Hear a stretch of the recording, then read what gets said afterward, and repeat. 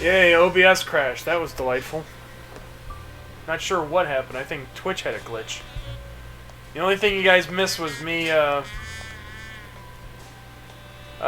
me impersonating Blacksad impersonating Dr. Talbot. Sorry about that.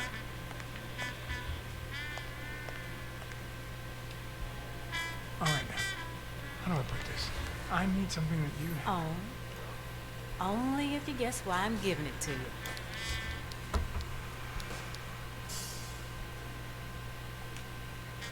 I think you just want to spite your fellow nurse. Well, aren't you smart? But be quick about it. You hear me, huh? Oh. If that witch comes back.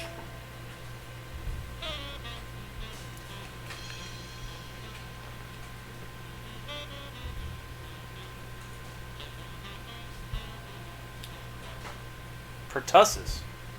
What? What does it say here? Ah, you know doctors. The top handwriting is mine. Let's see. Extra systole and dehydration caused by panic attack. Extra what? You know, arrhythmia, like skipped heartbeats. Oh shit. What about this here? It's a good thing I know that Mr. Yale is in Dr. Ferguson's hands. Otherwise, I'd be worried. Hey, no means no, miss. You really don't know who I am, do you? Miss, I've got orders. And the fact is, those orders say that... Here you are, Miss Dunn. Huh? Tell him, Blacksad. I can't get through that thick skull of his. You see, Hypho,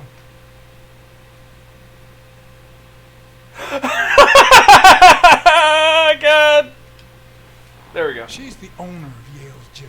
A woman? Whether the kid recovers or not depends entirely on her. Between you and me, and all due respect, miss, but aren't we taking this woman's liberation a little too far? All right, let her in, but she's your responsibility. Thanks for convincing the cop.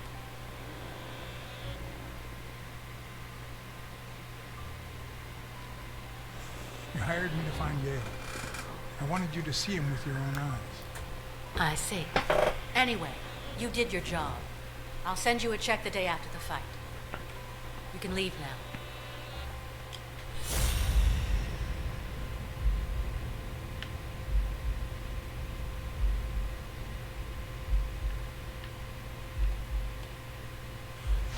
Oh, she's pulling out a gun. No! No!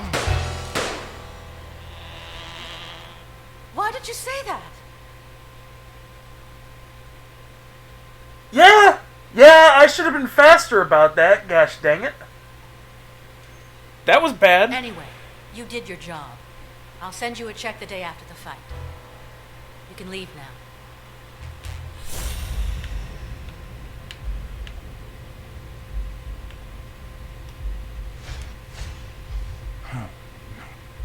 She's gonna do something stupid. Sonia, don't. You killed my father. You said so yourself.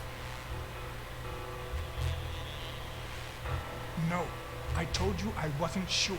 He almost killed you in that floozy's apartment. How could he not be guilty?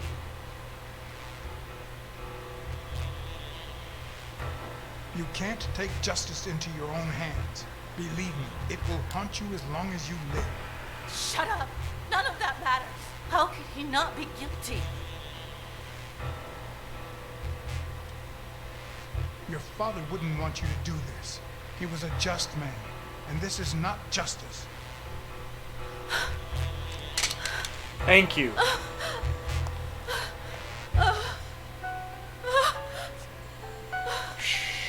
It's okay.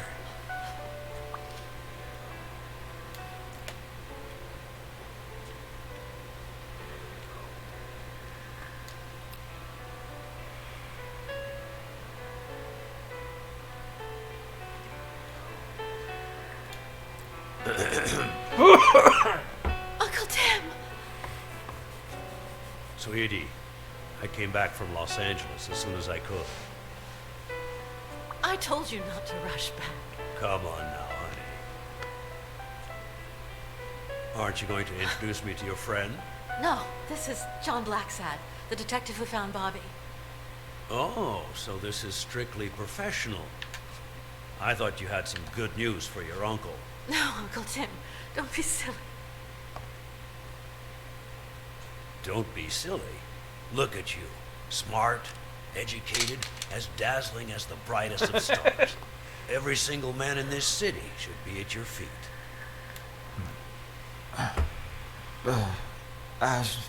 Come on, we'd better let him rest.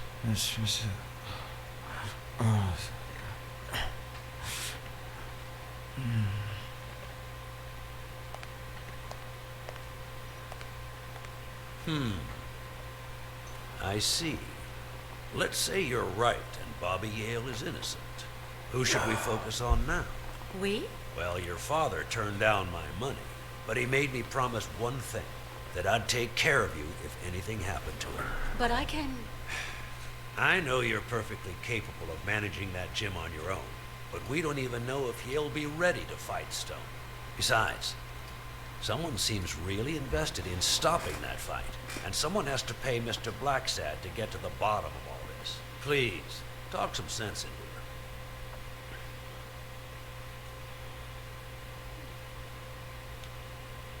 It's your life. As much as you love your uncle, it's up to you to decide whether you want his help or not. Blacksad, I was just starting to like you. All right. Thank you, Uncle. Thank you so much. All right, stop crying or you'll ruin your makeup, honey. Now fix yourself up and I'll buy you some breakfast. Wait, my purse. I'll get it. It must be... Blacksad, wait a minute. I think she needs some time alone, just like you and me. Listen, boy, do whatever it takes to find Joe's murder. Whatever it takes. If things get messy, don't worry. I'll clean them up. Deal? I'm not a vigilante. Well, suit yourself. Just get that ball to the end zone. No. Are you telling stories about the great Iron Arm again? Wait a minute.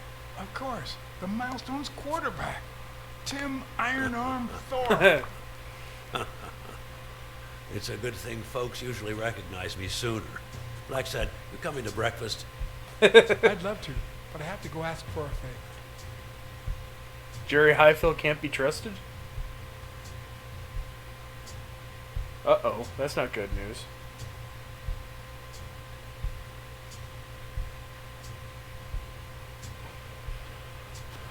Guy watching the room can't be trusted.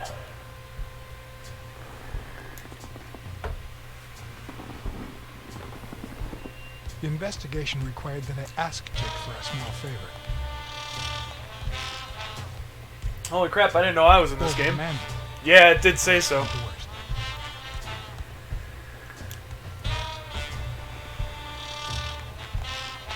Hold on. Yeah.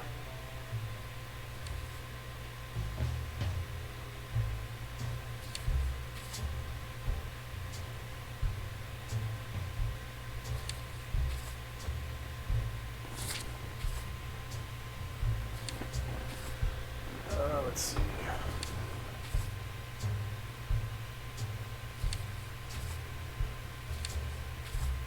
Done. Mary Purnell. Weekly.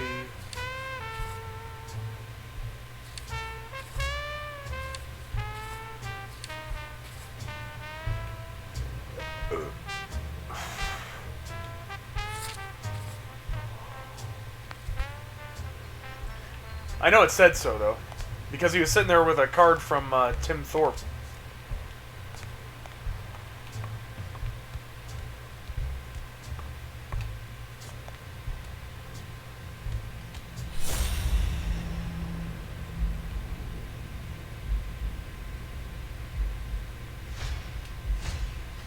He's been training with those same shorts for who knows how long.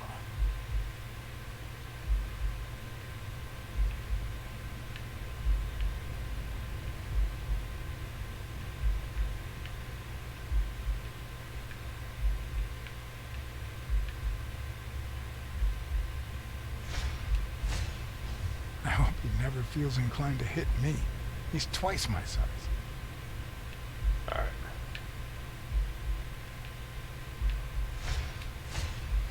Not the smartest cookie in the jar, nor the most tactful. But do I trust him? No. Do I consider him a friend? Yes.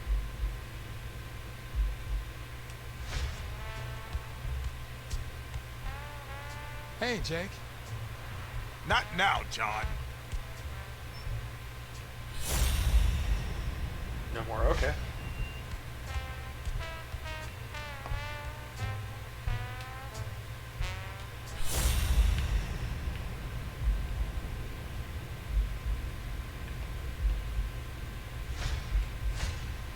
This one's got extra padding, just like Jake.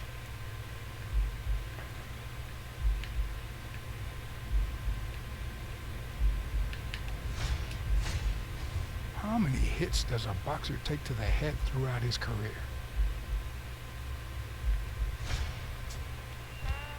Hey, hi. Hey, focus, will you?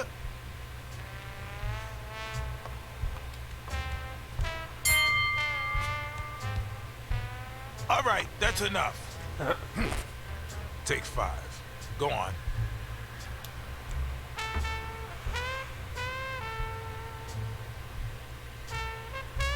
What, John? What's so important?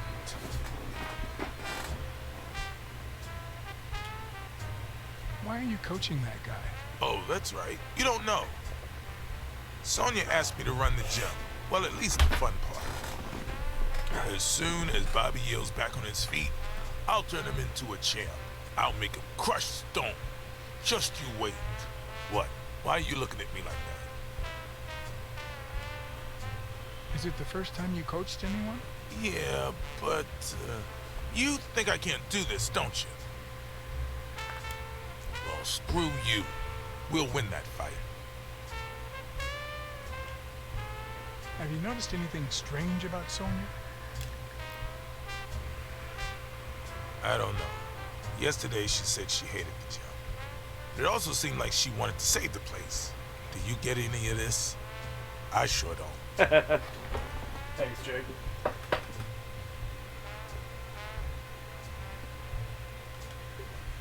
It might not have seemed that way, but she loved her dad. Believe me, I've got reasons to be certain.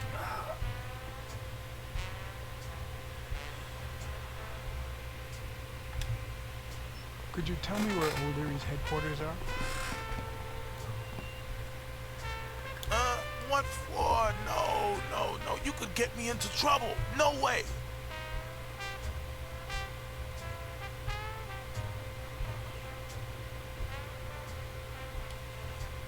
You lied to me yesterday, and being the good friend that I am, I kept your secret. You owe me. I don't think I'd keep protecting you if we weren't friends. Although, if we were friends, you wouldn't hesitate to help me. Tell me, Jake, are we friends or not? Damned cat. All right. O'Leary's hideout is in the basement of a Chinese restaurant. But I don't even know how to get in. Well, I'll see you tonight. Wait, were we supposed to meet? Of course. Your place, 11 p.m. See you there. Ronald, the User break's joined over. your channel. After 30 hours of work and several beatings, every bone in my body ached for a bed. Now it's my turn. So I went home to recharge. Because the night ahead was bound to be promising. Huh. Okay.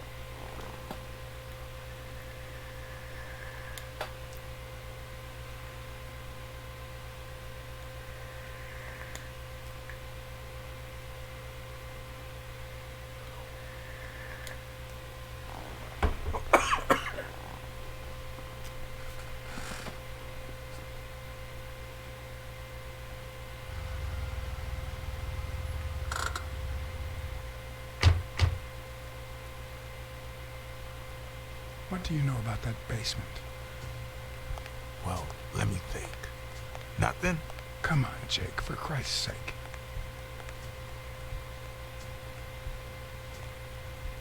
Strain that little boxer brain. You must know something. I've come to get O'Leary several times, but they always make me wait in the dining room. One day it was so late that the restaurant was closed. They made me call from a payphone in that alley over there to let them know I was here. A few minutes later, O'Leary came out the back door, that red one there. All right. You stay by the payphone. Wait till I'm inside. If you see anyone, call the same number you did that one time. That got it? Screw you! A promising night indeed.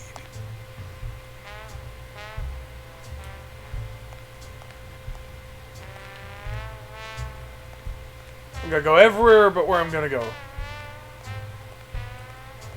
Ha ha ha. 'Cause I like to investigate, and I like to waste time. Investigating!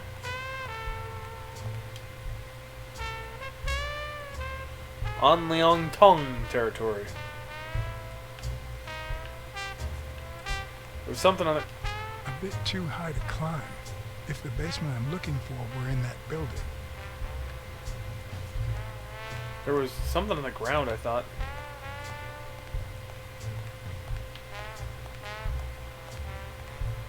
It was right over here when I was walking past, I thought. Flash for a second. I swear there was something over there.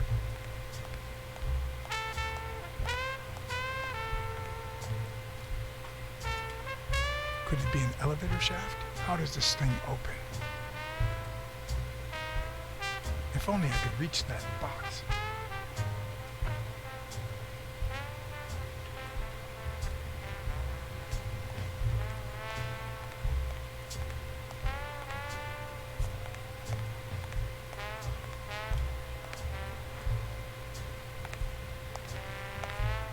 What happened?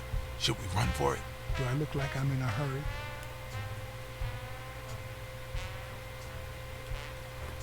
Check out that graffiti. You're in On Liang Tong territory.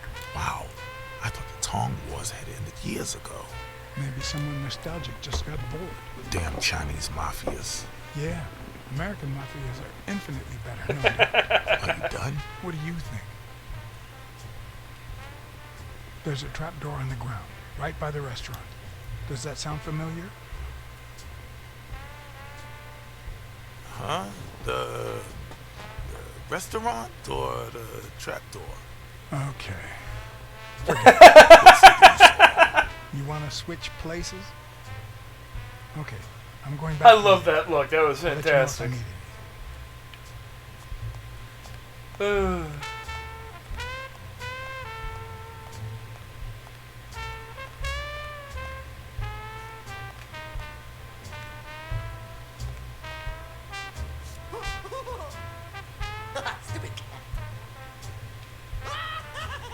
I'm guessing it lights up when you ring at the main door. Does he need a shotgun to deal with suppliers?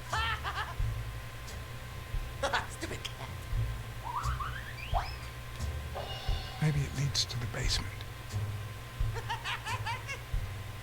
Stupid rabbit. Would he even notice if I got in? Stupid cat. Something tells me he'd notice me no matter how stealthy I was. Stupid coyote.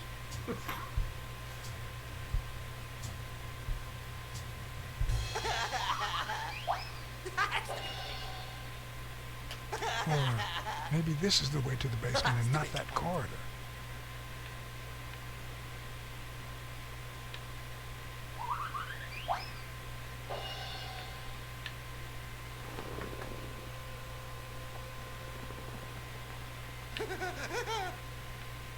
Oh, stupid duck. Okay. No. Plan will only work if O'Leary doesn't know I've been here.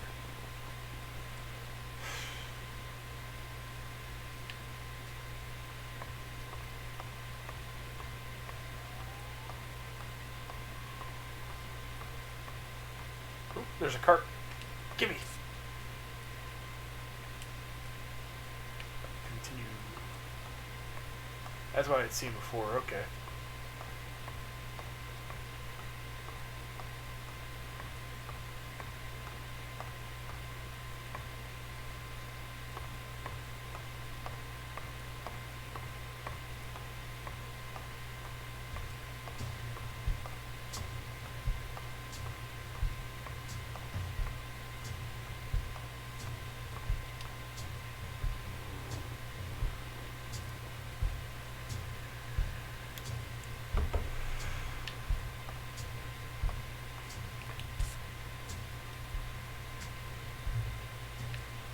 I'll take the card. Can't go any further over there. Okay.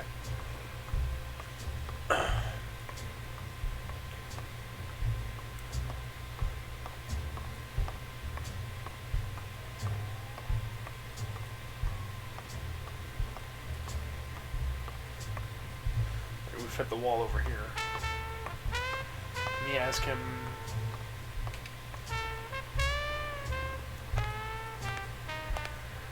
What? There's a guy watching TV inside the restaurant. A red panda, I think. Doesn't ring a bell. I don't recall any panda waiters.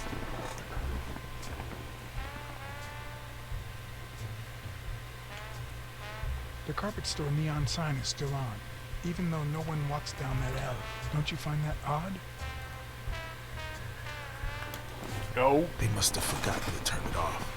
Plus, they're not short on cash. I heard O'Leary say he was gonna buy 10 carpets the other day. I've seen 2 possible ways to access the basement, but You really think I can help you with that? I need you to go to the front door and ring the bell. Alright, is there a bar in that alley? Have you been drinking? Count to 30, ring the bell, then run for the car. Got it? Whoa, you better send a bunch of Natalias my way after this. So, now what are you gonna do? I'll open the door with my lockpicks. Once I'm in, I'm still not sure if I'll take the hall or the door on the right.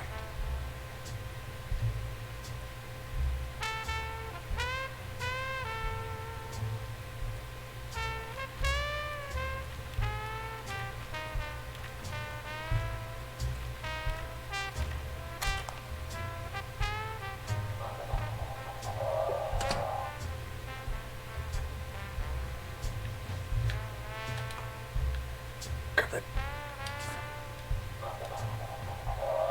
Cut the other curtain. Got it. The lock on that door was not your standard model. I had to give it my all.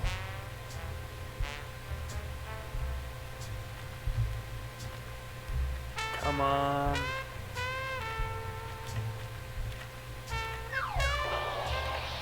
Got it. Whew.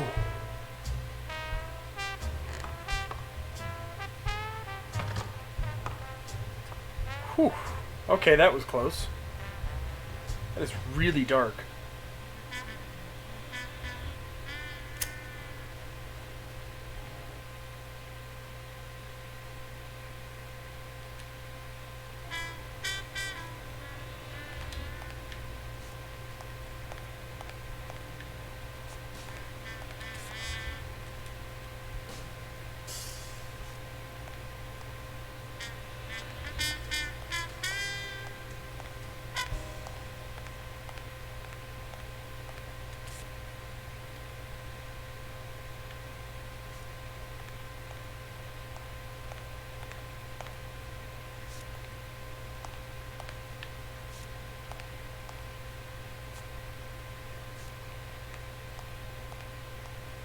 So what the heck?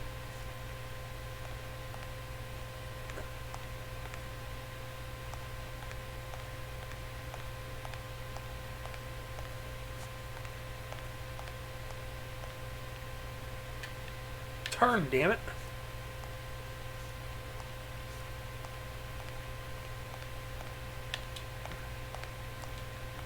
Great, I found another card. That's just fantastic.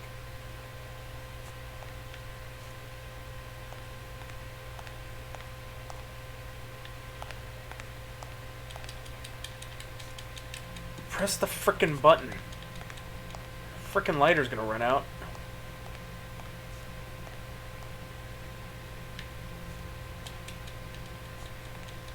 Oh, come on. Find something. Light the whole damn place on fire. That's what I'd do. Oh, no, not now. Some answers only come to you when it's far too late.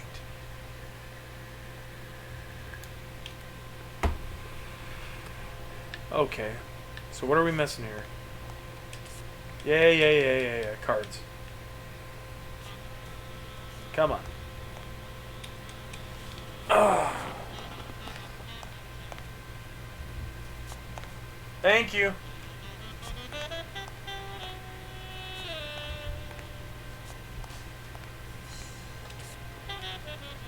Yeah.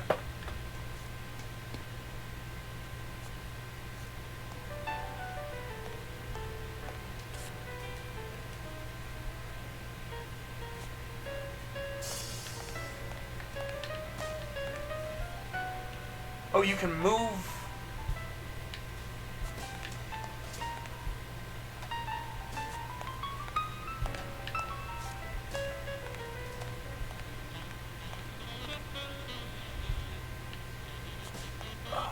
Move it up and down.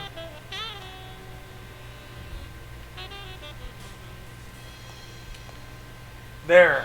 Got it, finally.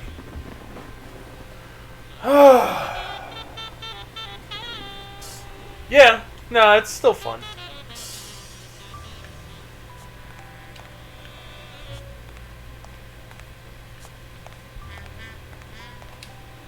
Why do they have so many paper notes?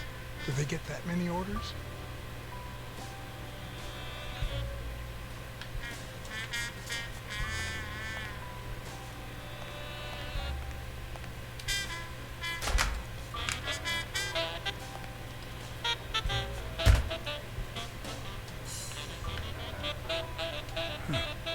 I was expecting some frozen bodies.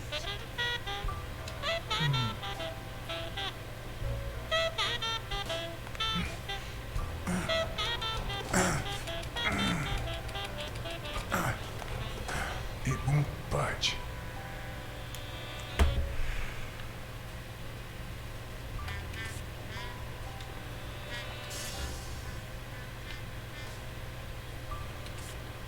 Yeah, I'll keep collecting the cards. I'm good with that.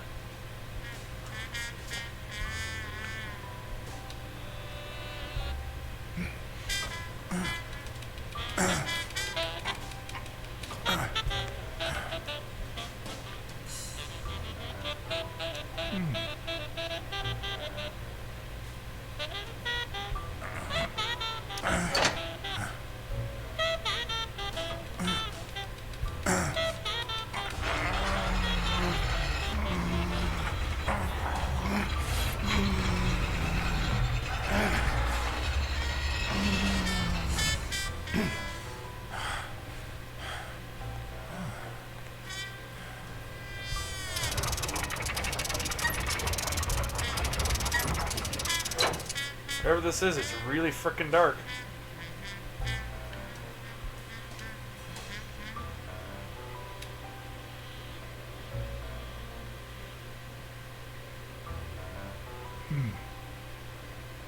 There's one on each table, except this one.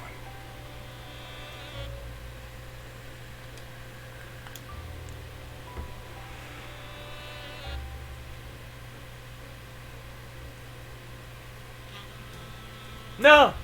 Huh. Looks like those colorful notes weren't restaurant orders after all.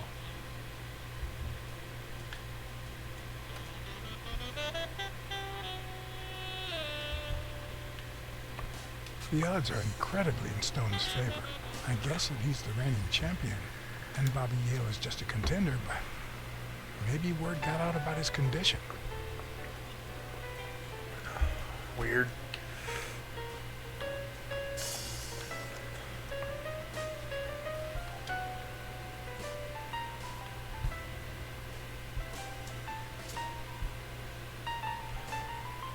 Does O'Leary have a network of pals?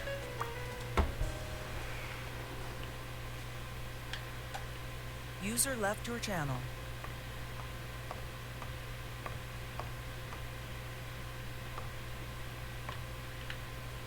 Wow. I didn't realize you could place so many bets on a single baseball game. Damn. That is a lot of bets.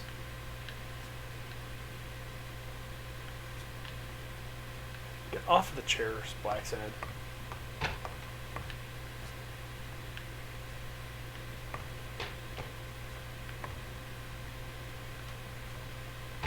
Oh, I can walk through there. Okay. That's what was making that noise. Sometimes I forget that criminals, even the office variety, have family and kids. Anyway, maybe things aren't so bad on the dark side. 16 days until the fight. It looks like a summary of all the bets that come in. Day, amount, bet, wagerer. Wait a minute. Did O'Leary himself bet $5 on Yale? Ooh, that ain't good. A little thingamajig that adds on its own. What'll they think of next?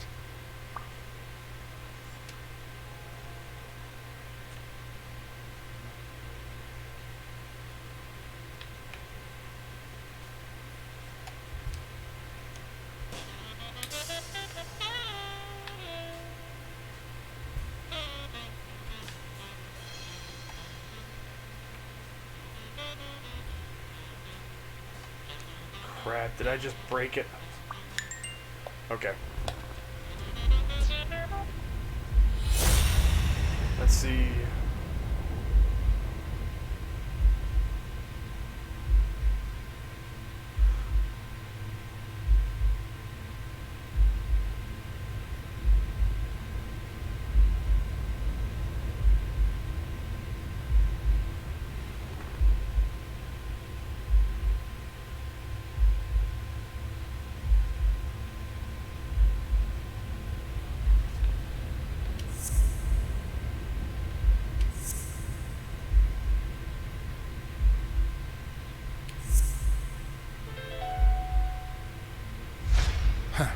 That lizard isn't Yale's doctor.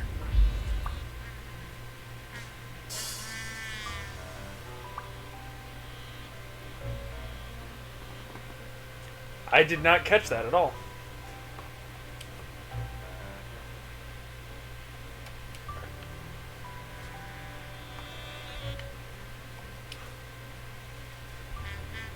Password wild berries.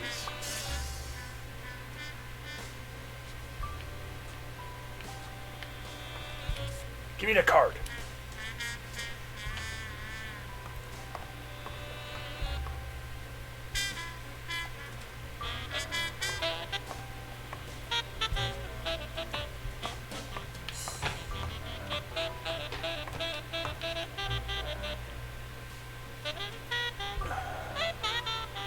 I feel like there's still something I'm missing there, but whatever. I think I should be okay.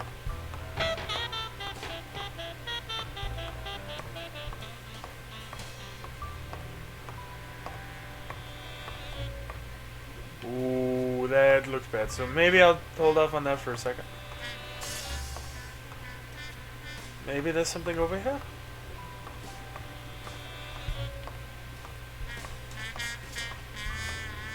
Alright, let's go check his office. Suppose.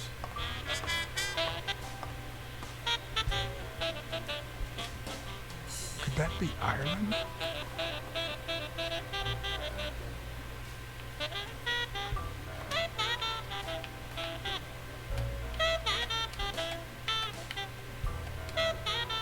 I'd say that's Ireland too.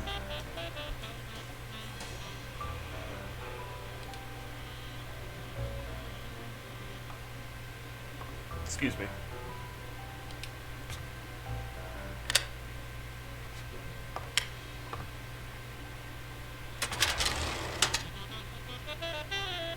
The painting concealed file after file of celebrity reports with all sorts of shady information, ranging from S to Z. Almost all of them were athletes. Is that what O'Leary meant when he said that detectives and police officers were his friends? I wonder how many spy for him. If I were to pitch in, who would I spy on?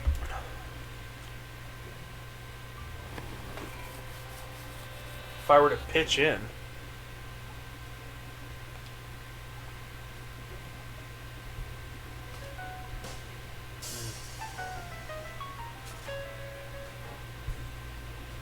In Bobby Yale's folder, all I found was a log of his incredible stats as an aspiring champion. 20 victories, 16 by knockout. Although, at the end of the report, someone had underlined one word several times. Untouchable.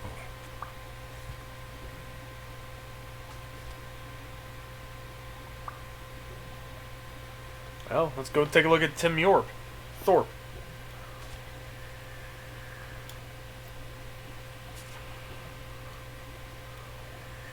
had been a rising football star before the war, which he came back from with honors and decorations. After the truce, he resumed his career.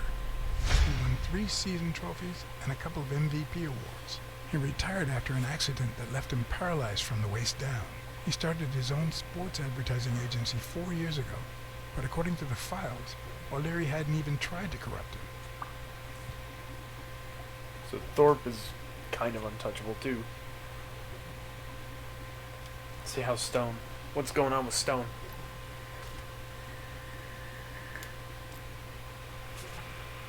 Stone is the guy that Yale will be fighting. According to Stone's report, he was so clean, not to mention hard to corrupt, that O'Leary opted for a more subtle strategy. Apparently, when he broke up with the tennis player Helen Moore, he set her up with Stone. Lucky for him, they hit it off. As I put away the report, I stopped in my tracks.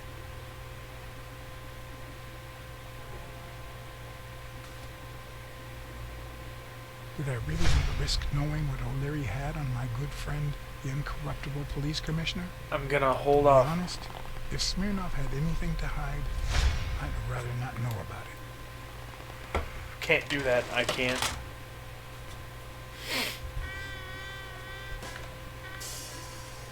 It'd eat away at me.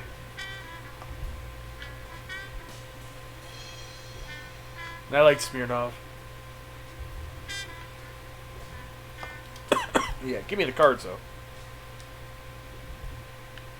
Smirnov has tried so far to be a good friend. Yes, sometimes you do have to play dirty.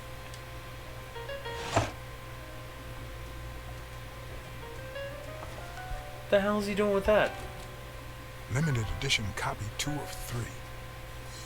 We listen, if you call it listening, to the sentimental romance. Your eyes act like the moon.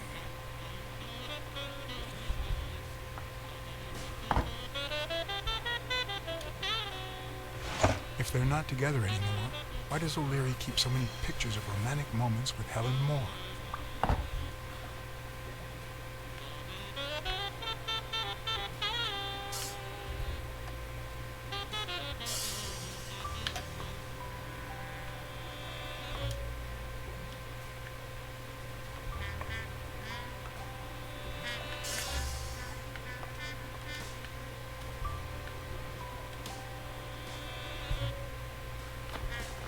He has a catfish? Yeah, I saw a safe too. But I'm sorry, I'm more interested in the catfish. Literally, it's a cat-headed fish.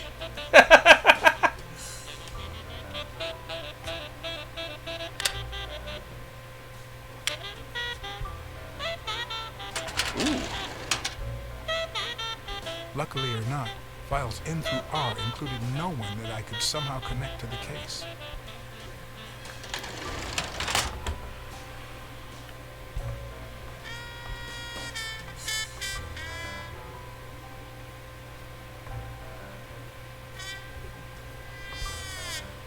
Ireland, of course. This guy's obsessed. Maybe he's just Irish?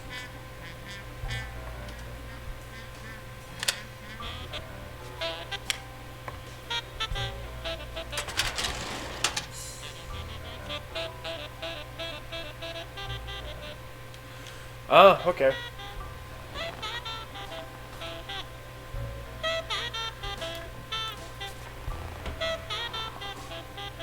Dunn's integrity was legendary, even in O'Leary's shady reports, just like Yale had said. Dunn had kicked one of O'Leary's men out of the gym when he found him sneaking around.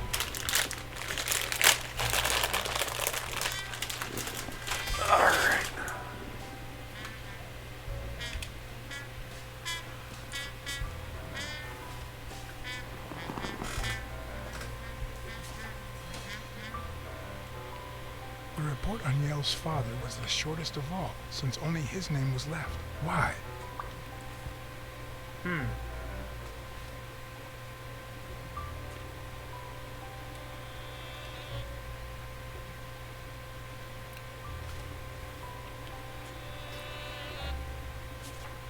Boxing manager. Cassidy's report was possibly the longest among all of O'Leary's files. Apparently, the rivalry went way back. So much so that they spied on each other in the most unthinkable ways. At least I was able to confirm what Yale had told me. Cassidy had threatened Dunn after he refused to join the managers union.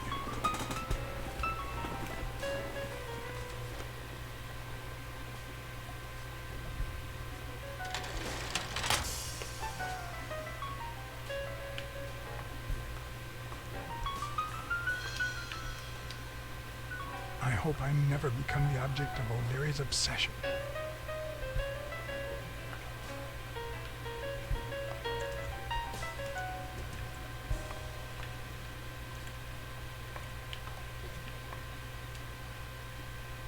A Crossler?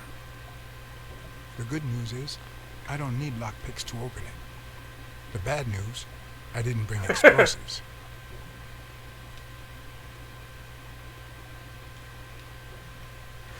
Even Dunn had a gun in his office.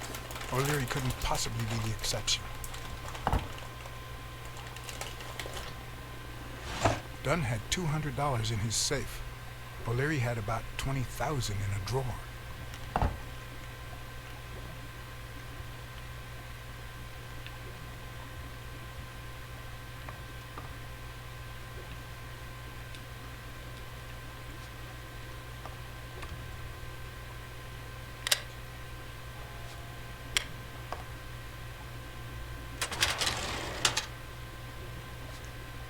What else have we got? Read up on Jake.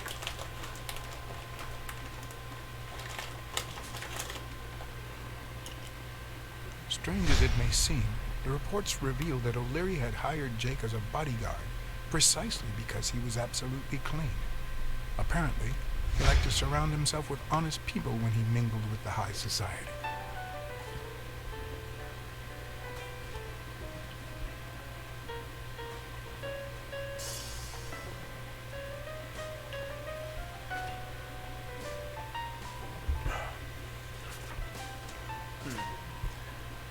Helen Moore's file was, by far, one of the juiciest. She had been just a run-of-the-mill tennis player until O'Leary launched her career by rigging enough games to help her climb the ranking.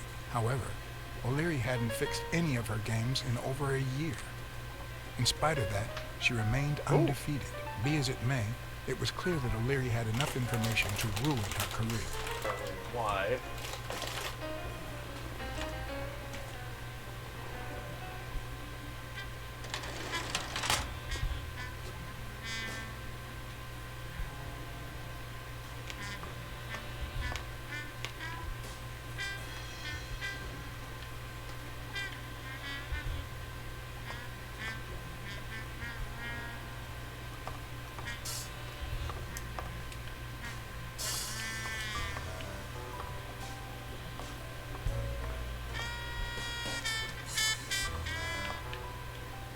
Okay. So I'm guessing we're done in here.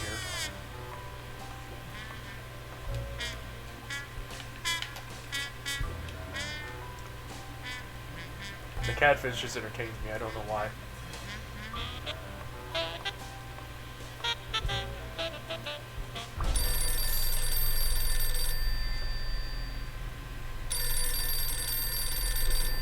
Jake.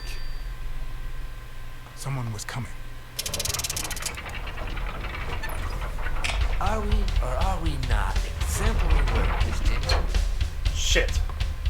Here it is, middle of the night.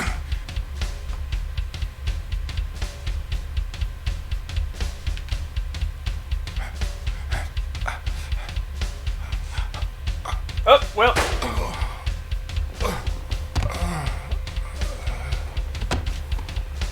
Fantastic!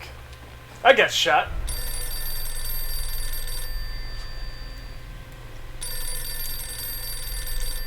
Jake. Someone was coming.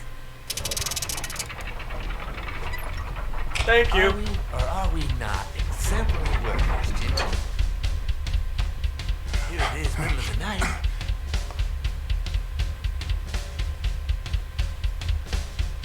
And we're working extra hours.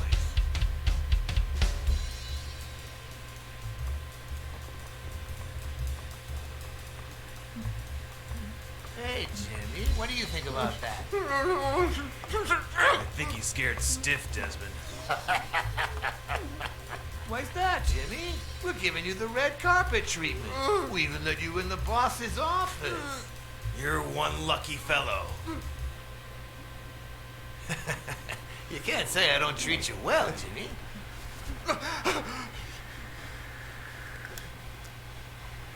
Yeah, Speak, you moron. yeah, very well. Why are you... Shh. Calm down. How long have you worked for me, Jimmy? 3 months. 3 months. Oh, yeah. I hired you right after your cousin Martin died. I need your opinion. How would you punish someone for ruining an innocent man's life with a hit and run, Jimmy? I don't know. Then tell me, what about you, Wilson? What would you do? No, please. I didn't do anything. I swear. He was a good guy. Of course, you already knew that. You knew him better than me, right? He was my cousin. That's why I hired you, Jimmy. You see, Martin was a dear friend. And his widow said you were a nice kid. That you do a good job and you needed the money. And I have a soft spot for those in need. Please. But, you know what? I talked to her just yesterday. She told us you did some naughty things to her with that gun, Jimmy. No. That's no way to treat a widow, is it?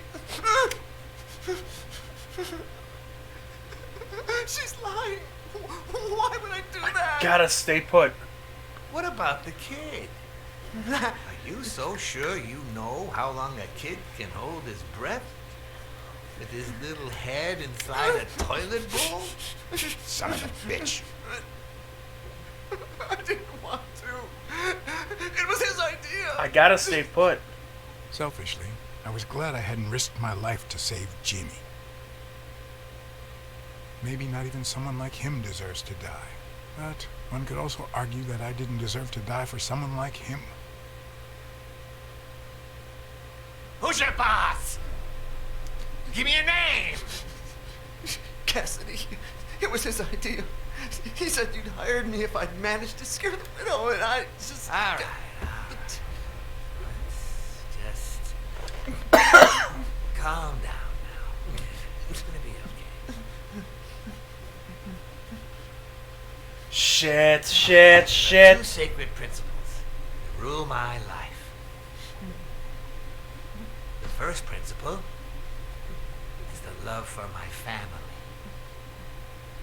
I'd do anything to protect them. The second principle, I never put my future in the hands of fate. I always play it nice and safe. And I would even add a third principle, or better yet, a rule. If anything threatens either of these two crucial principles, I take matters into my own hands.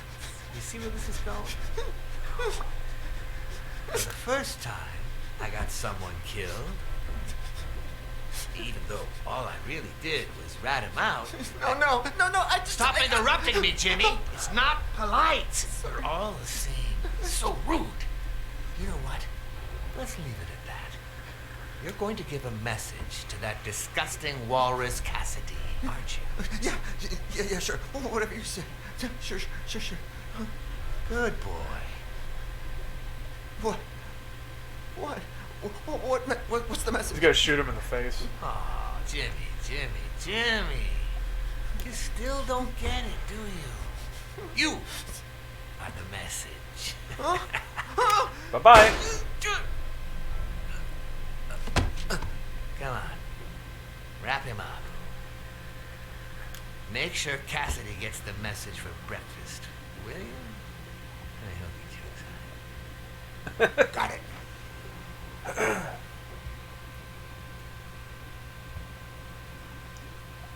Where are you hiding, little fishy? Once again, you didn't get to hear the end of my story.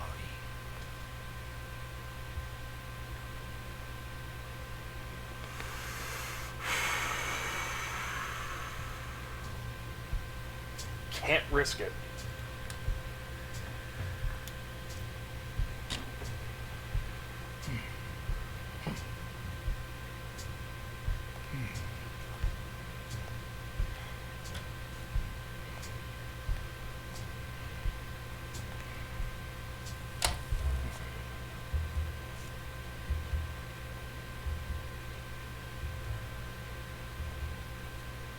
What? Just where do you think you're going, Putty Cat? Yeah, that was tough.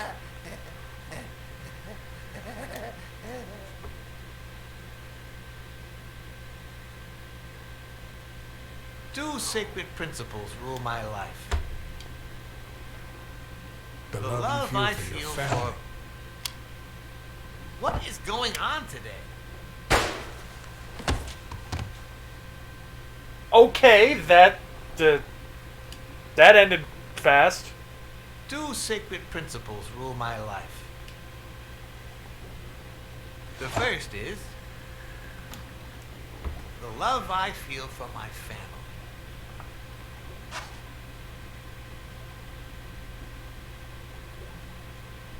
The second,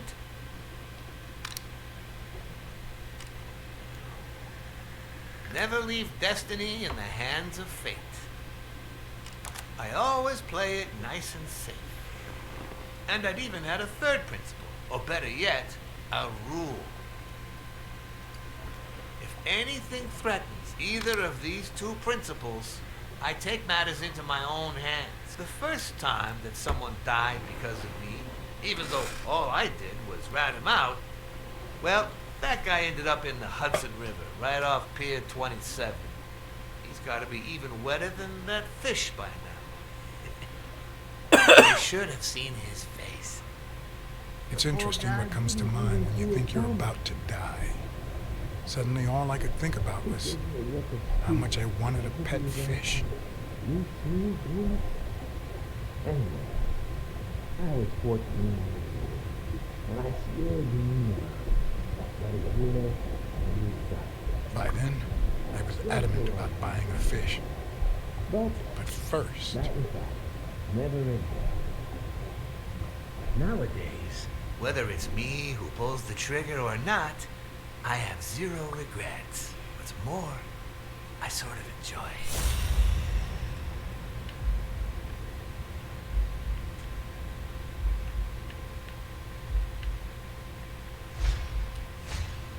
the guy never hesitates to pull the trigger. Even if I hadn't seen what he did to Jimmy, I'd know he's not bluffing.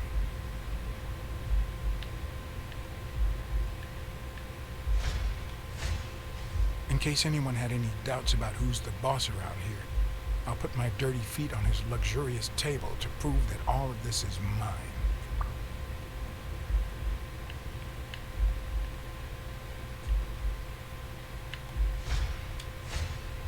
When a mob boss declares his love of family, it can only mean that A, he won't hesitate to ruin yours. He's cheating on and his B, wife. He's cheating on his wife.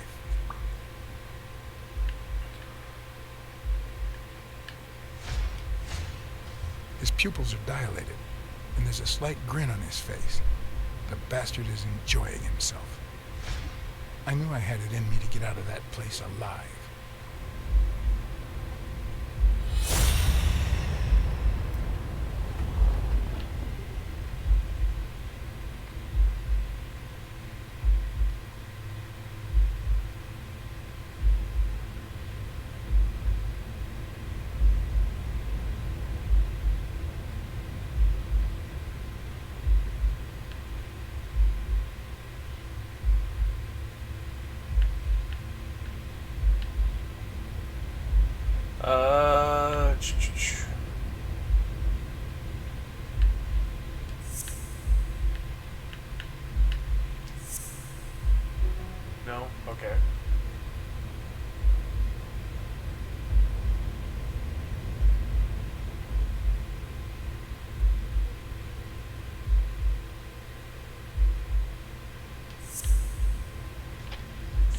Eyes.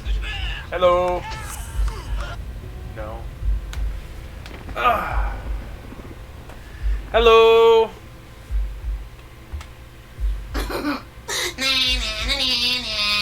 Suckers! No, this is Patrick.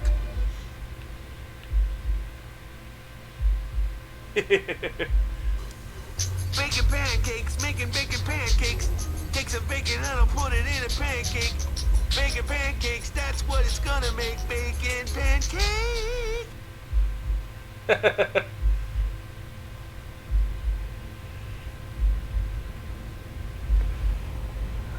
Oh.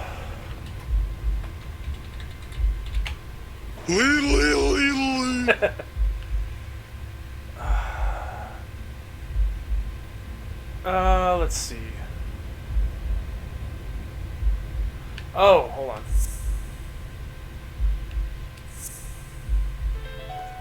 There we go. No. O'Leary's wife is having an affair with Colbert? Should I serve this to O'Leary on a silver platter? Or threaten Colbert so he'll get me out of this mess? Ooh. And, well, that's it, I think. Ooh. You know, Black Sad, I've never made it this far. Congratulations. You're going in style. I didn't want to interrupt you because I respect you and your word, but I'm actually here to help. Your wife is having an affair with Colbert. What? User joined your channel. Me? No way. User left your channel. Well, here's the thing. I don't respect your word. And since you brought me no User proof... joined your channel. Check my User coat pocket. left your On the channel. right.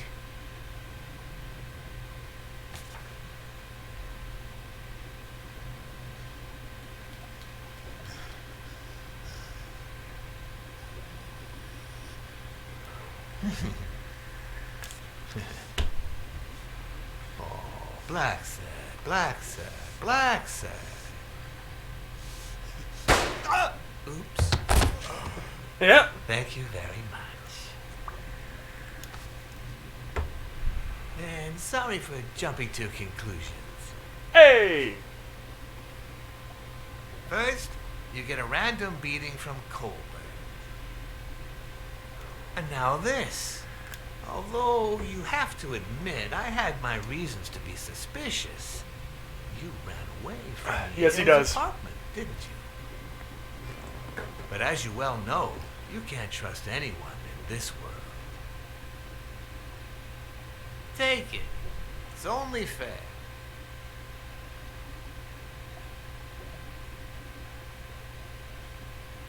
Oh no! What? Ah. As much as I appreciate the gesture, I don't want your money. All right, then. I understand. No problem. Really? Yeah. Oh, Black Sad. Aren't these odd hours to pay me a visit? Your message was important, but certainly not urgent. It could have waited until tomorrow, don't you think?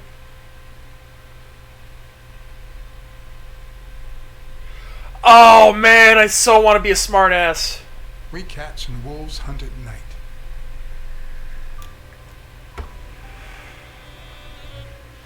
Oh. There are a lot of actually difficult decisions in this game. You guys just missed me not preventing a murder, I wish I was a noir fiction writer. and now causing a second one. Cheers. At this very moment, I could write a couple of pointed, ironic remarks for the narrator to recount what I just lived through. The dark, crooked alleys of New York. All reminded right, me of have the a good one, state Nikki. of my own soul. And Oxel. No. Fall loomed over me Fall struck me with the full force of my long-lost youth. Nah, not that. Fall descended over me with the full weight of a guilty conscience. God, that's worse. What the fuck?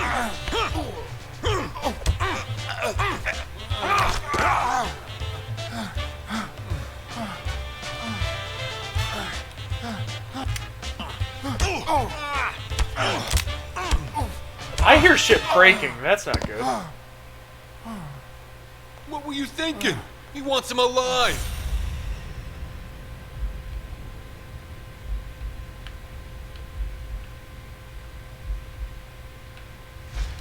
Got it.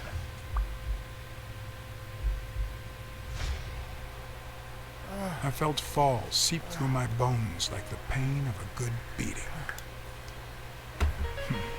Mediocre, but appropriate. Because the boss wanted him alive. Blacksad gets the crap kicked out of him.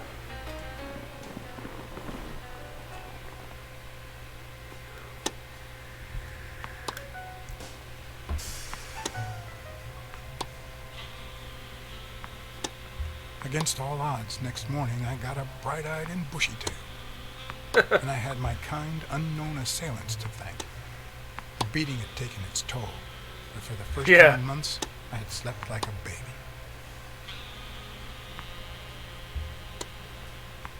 Oh, come on, Helen, focus!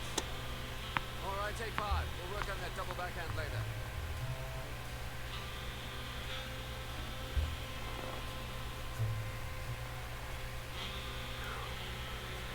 Well, Mr. Blackmore. Blackmore? What can I do for the FBI?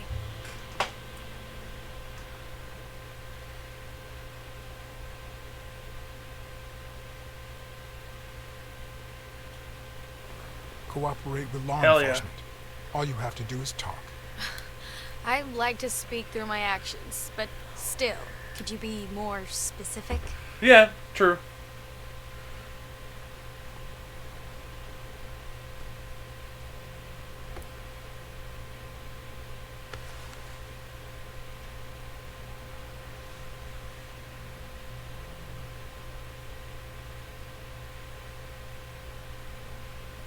Maybe if we could speak in private. Alec! Coming! You've got 4 minutes, Mr. Blackmore, so make them count. Yeah, no kidding. They say you're currently involved with Al Stone, the boxer. Is that correct? Wow. The FBI sure knows what it's doing. So, out of the 100 million Americans who know about that, who did you extort to get such highly confidential information? Don't beat around the bush.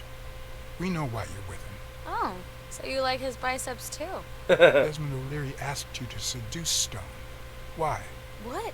No, I met Al by chance at a party. A party hosted by Desmond O'Leary. No, that can't be. No one is that shrewd. Not even him. Damn, I hate that bastard.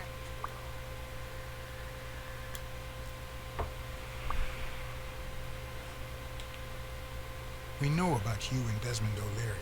Wow, your sagacity never ceases to amaze me. Wait, I get it. They must wrap your FBI sandwiches in gossip magazines. The thing is, well... No kidding. You see, I'd love to wipe out that part of my past, but whatever. Do you have any regrets? Ads pay more than trophies. Can you believe it? Being associated with such a shady character could only damage my reputation. Trust me, never get involved with a married man. We're aware of at least 6 rigged games during your first year as a professional player. And? You won all of them. Are you trying to offend me? I give my all on the court. I can't be held accountable if my rivals don't do the same. Go interrogate them. In any case, now I know why you mentioned O'Leary. What do you really have against him? And don't say illegal gambling. I'm not exactly sure. O'Leary is a murderer. Every criminal organization has blood on his hands. His is no exception. and we have proof. I'm serious, Miss Moore. America can't afford to let anyone shake its foundations like that. And America's sweetheart can't afford it either.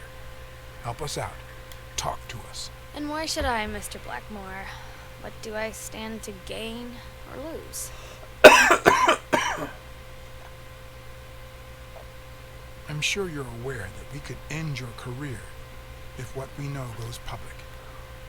But no one wants that to happen, right? This is actually quite simple.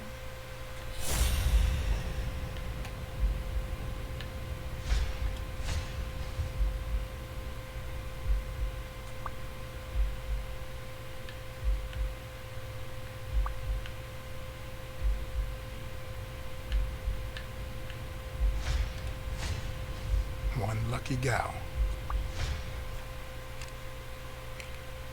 You have a light, sir? The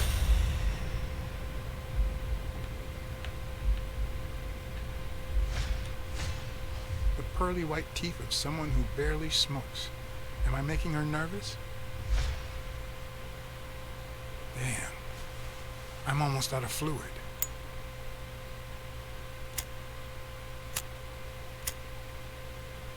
Wanna know my trick? Go down to start, then up with it, and then down again.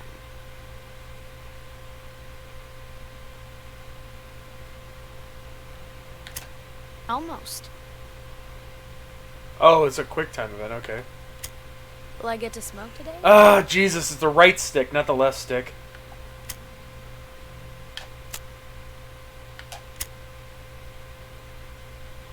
Thanks.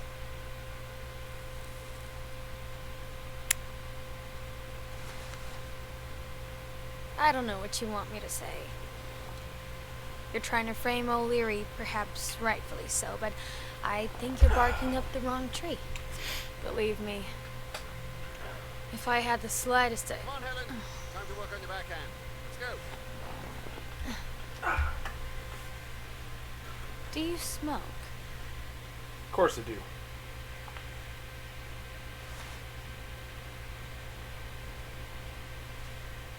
Nice meeting you, Mr. Blackmore. Yeah.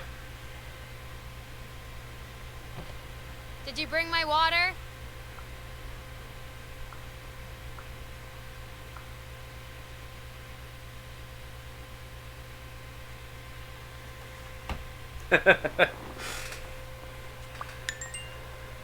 Oh, new deductions.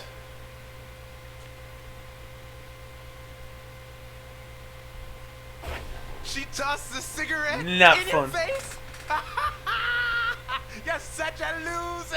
Oh, we get weekly now. Too bad I was busy chasing Cassidy. If that had been me, America would no longer have a sweetheart. Oh.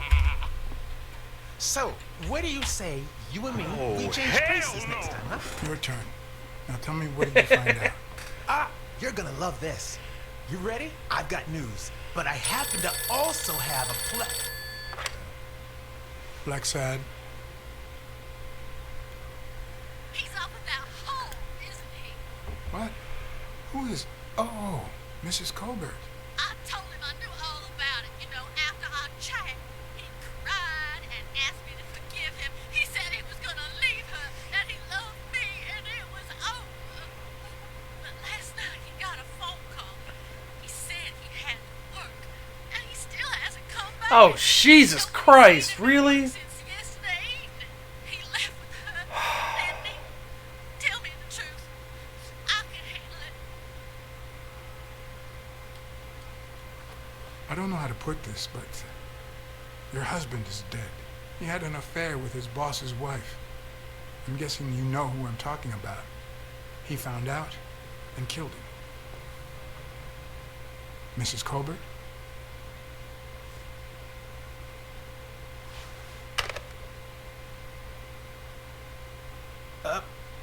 But what just happened? Is there anything you didn't tell me? Maybe. But now it's your turn. Tell me about Cassidy. Come on, spit it out.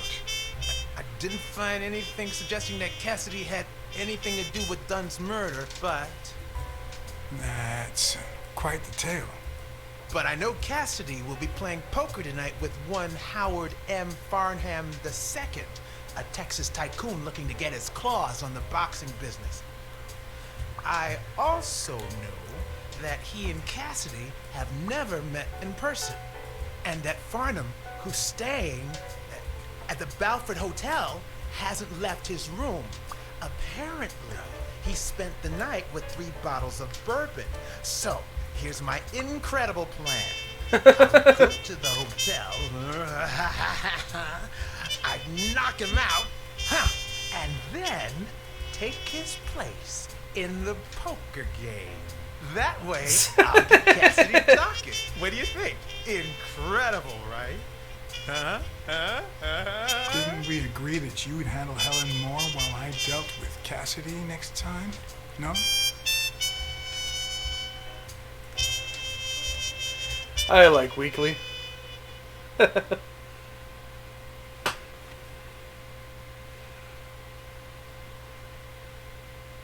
I enjoy this game. It's good so far.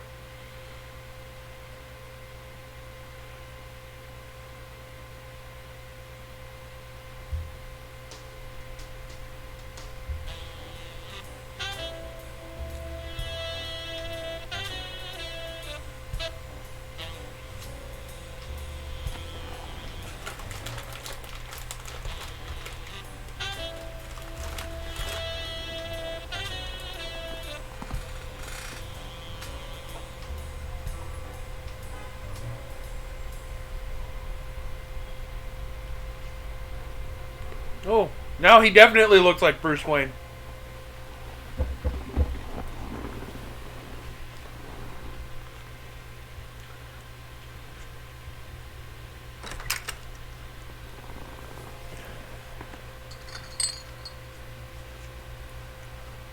Good afternoon, Mr. Farnham. Bullwinkle. Allow me to introduce myself.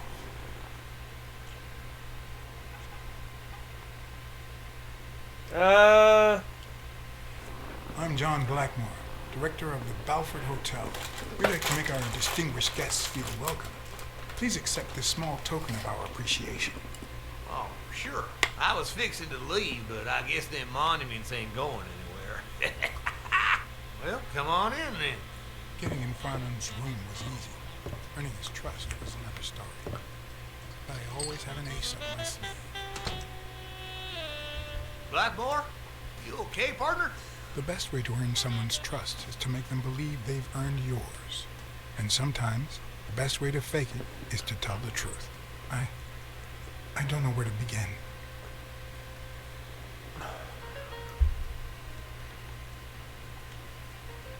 I ratted out a 2-timer, and now he's dead. You told the husband and he restored her honor, right? Something like that. Well then, what's the problem, son? You did the right thing, and that pig got what he was in for. Listen here, you're gonna get your reward, son, from our Lord Jesus. One of the tricks of this trade is to be wary of the biases we all have. They cloud our judgment and blur the person in front of us, painting them with the shades of our preconceived notions of who they should be. But every once in a while, we run into someone so locked in personality that they can only be regarded as a stereotype. Farnham was a disgrace, not only to himself, but to Texas and the entire human race. To think I had to impersonate him. I wish I was like you. You seem so content, so free of burdens. Stop right there, partner. You think this old dog don't have ticks? Let me tell you something about my first wife. Woo-wee! Once I had gained Farnham's trust, the hard part was deciding what I needed to know to become him and not get myself killed.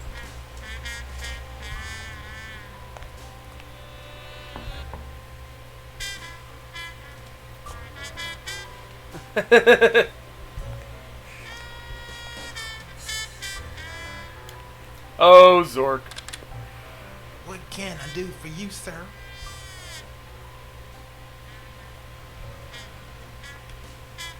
I'm here to play me some poker. You got the wrong place, sir.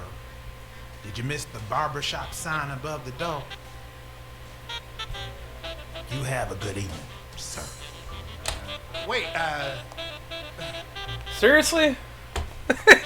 this guy is terrible. Yeah.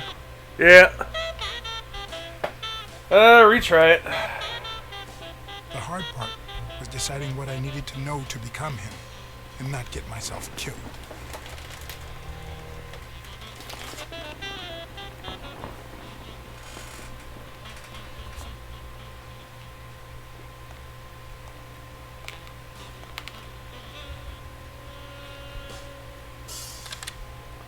what can I do for you, sir?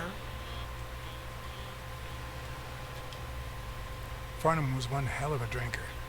I had to get the information out of him before he drank himself unconscious. Otherwise, I'd have to find that information myself.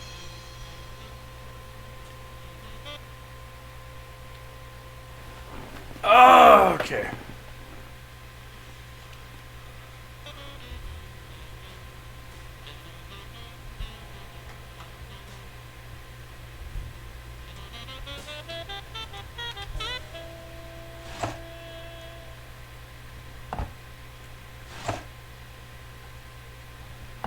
Jesus Christ. Not even a Bible. Up top, up top, up top. Thank you. At least it's comforting to know that when Farnham drinks too much, his female companions have less of a hard time. Grab the cart, grab the cart. Yes. Okay. Yes.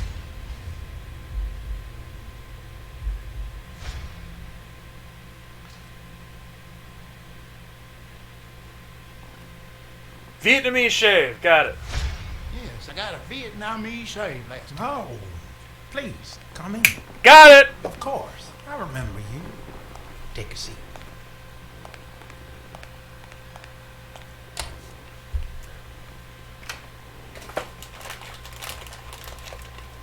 Yeah!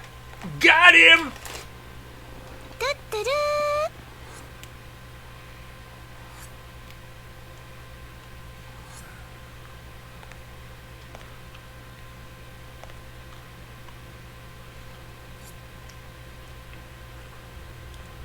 I'm sure you'll understand we can't be too careful. Our host has many enemies, and someone has to keep them at bay.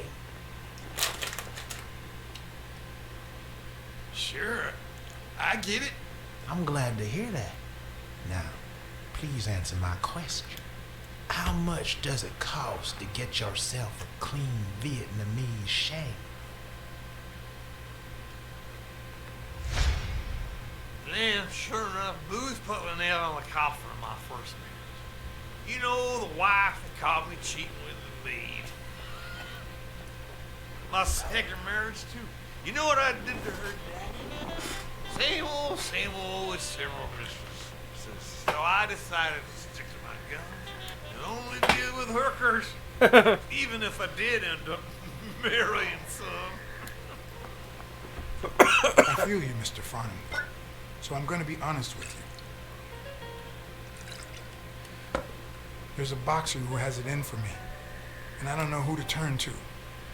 What I wouldn't pay to get rid of that bastard. Well, you just found yourself a pot of gold, Blackmore. I playing poker with a boxing hot shot this very night. Really? Any chance I could get in? Ooh, I doubt it, boy. I paid 10 years worth of your salary fixing to play that game. And that's no more than petty cash to me. Petty cash, to be honest. I asked you how much. Of course they gave me my receipt. You think I am, boy? Wait, I'll show you. I got it somewhere. Let's just see. I'll get it. I just put it over.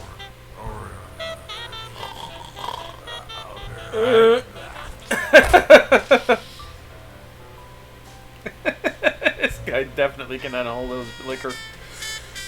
Oh, okay. Oh. Ding dong? Interesting name for a town.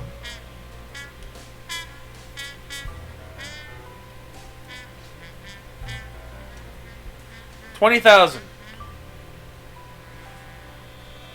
Why didn't you just say you had the receipt in your pocket? I'm almost certain, but tell me, who told you to come to this barber shop?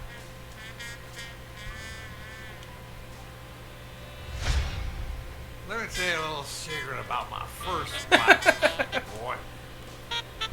When I met that woman, she had no manners. So this is Bullwinkle later in life, I guess. Who in the hell?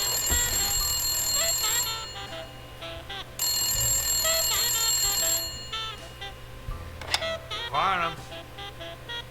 My God, isn't he the hero of the day?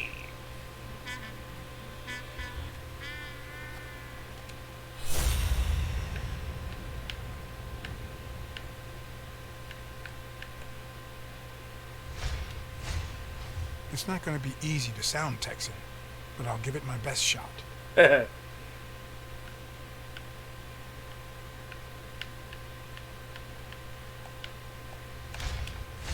probably don't need to imitate his gestures during a game, but it certainly wouldn't hurt to try.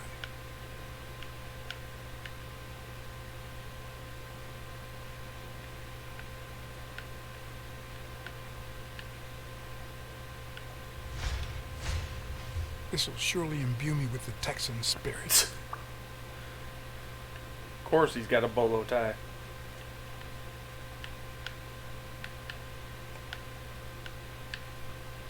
Come on, zoom in right in there. Yeah! Nothing says Texan like a cowboy hat. Anyway, Kenny, thanks for fixing the game with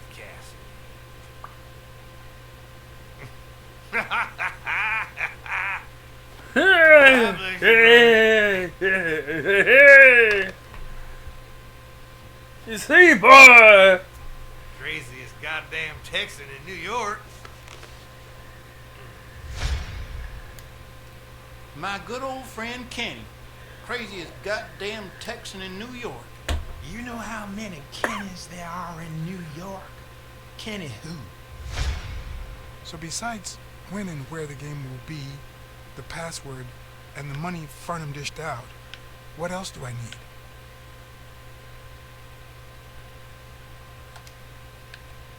Ding dong? Already seen that, already seen that, already seen that. Don't care about that, don't care about that.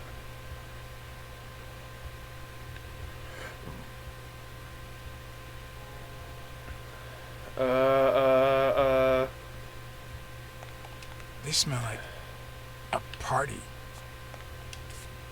Okay, save that, that's fine, whatever. Okay,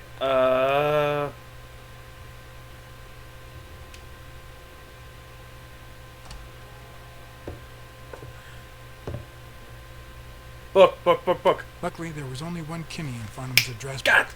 Kenny Eeks, residing Yeah!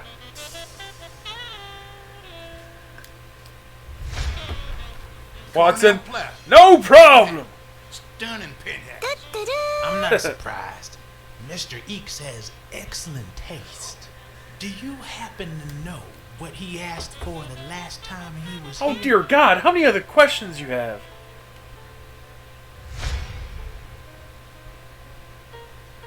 Oh, Jesus.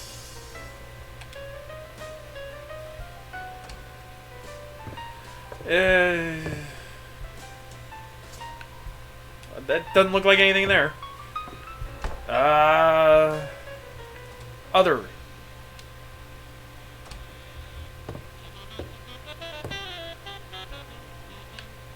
No matter how superficial someone may seem, there's always a way to win their heart. Shit.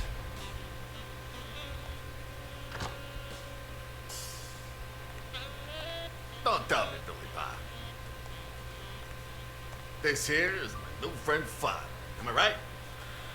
Yeah.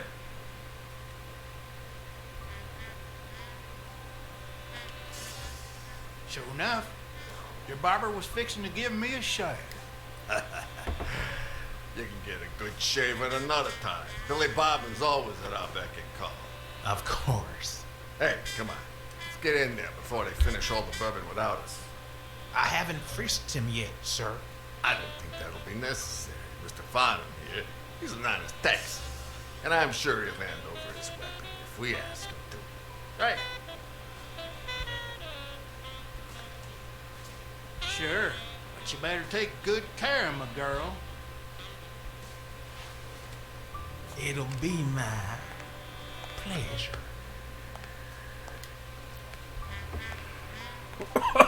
Oh, I'm not sure if I did that right or not, but at least I'm alive. Welcome, gentlemen. Welcome, gentlemen. Table and guns are in the safe. Now, we got a lovely night of poker ahead of us, full of smoking and bourbon. So let's get started. Take a seat, Mr. Farnham. Let me introduce the crazy-eyed ostrich sitting in the fucking background with a goddamn shotgun. the owner of Pink Flies, the largest meat market in all of Manhattan. In other words, a real son of a bitch. No offense to the women he exploits. Our reigning champion, Oswald Quince. A title I aim to keep, provided our new contender here doesn't interfere.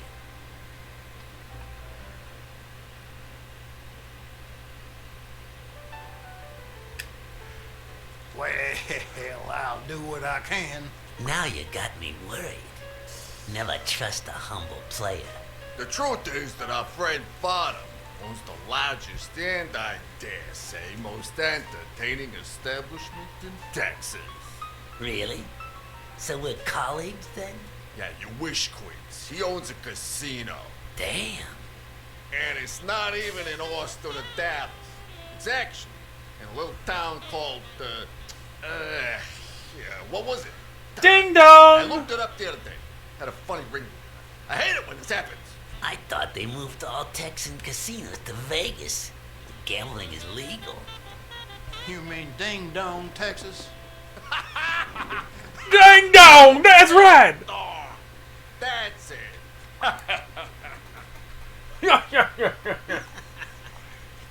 Who'd ever think of a name like that? They must have been real ding dong! Well, casino or no casino, let's just hope he doesn't keep as many aces up his sleeve as the late Ventimiglia, huh? Amen. To my left, wearing brown boxes and weighing in at 396 pounds. Frank, show some respect, huh? The hospitality tycoon, Polly.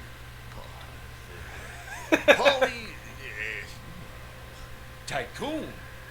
I just own a small bar with pool tables. Clients drink close to nothing and play even less, but certain business transactions just move on. Damn it, Paul. Why don't I know your last name? Because they took it away from me. You have no idea how good my ex-wife's lawyer is. Women, they even take our damn names.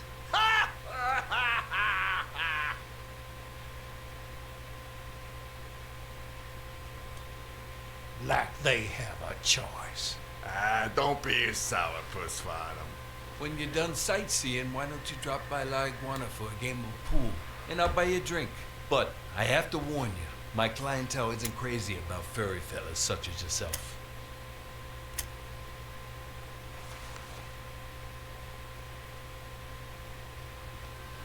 Thanks. I love me some pool. Perfect. It'll be my pleasure. You looking to start your own pool business, Farnham? This guy here wants to start a boxing association in Texas. Guess who he's turning to for advice? To be honest, several things got me worried, so I'd be much obliged for any counseling. So, what worries you? Rebel coaches like Joe Dunn. Oh, I see you've done your homework.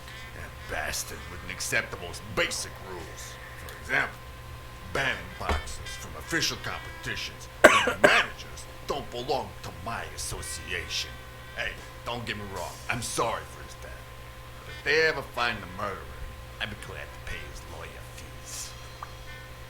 Billy, bring out the bourbon. We're drying up here. I'll deal with a fresh deck, of course. We respect traditions in this establishment. Poker is as boring as it is simple. All you need to do is read people's faces. And even the worst detective has that trick up his sleeve. The real issue is knowing what to play for when there's much more than just money at stake. Oh, Jesus. Yeah, play to lose. Who cares? Damn it. What? Again? How many games have you won in a row, Quince?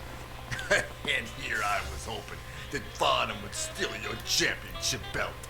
I don't think he'll need a belt, especially if he ends up losing his pants.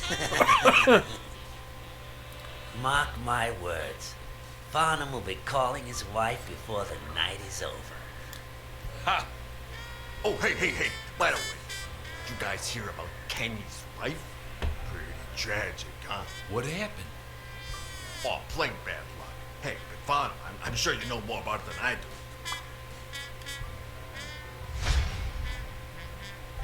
Anyway, Kenny, thanks for fixing the game with Cassie.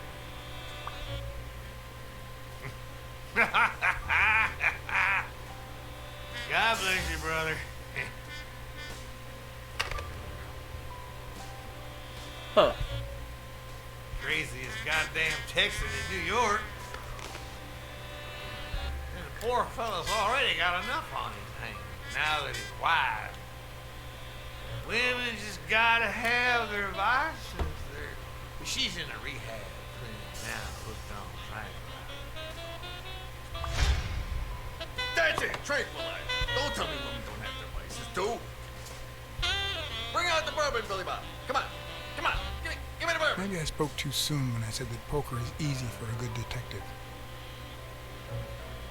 Even when you play to lose, it's best to win the occasional hand to avoid suspicion. But with Quince, it was just impossible. Well, I'll be damned. I don't believe this. See what we mean, Farnham? I still don't get why you keep coming for more, boys. I'm starting to think you all lose on purpose. In which case, you're about to have a blast. I like the eagle. Farnham came looking to make big bucks in the city with his boxing, and he's gonna lose it all with poker. I hope your counseling will make up for it. Yeah? So how can I be of help?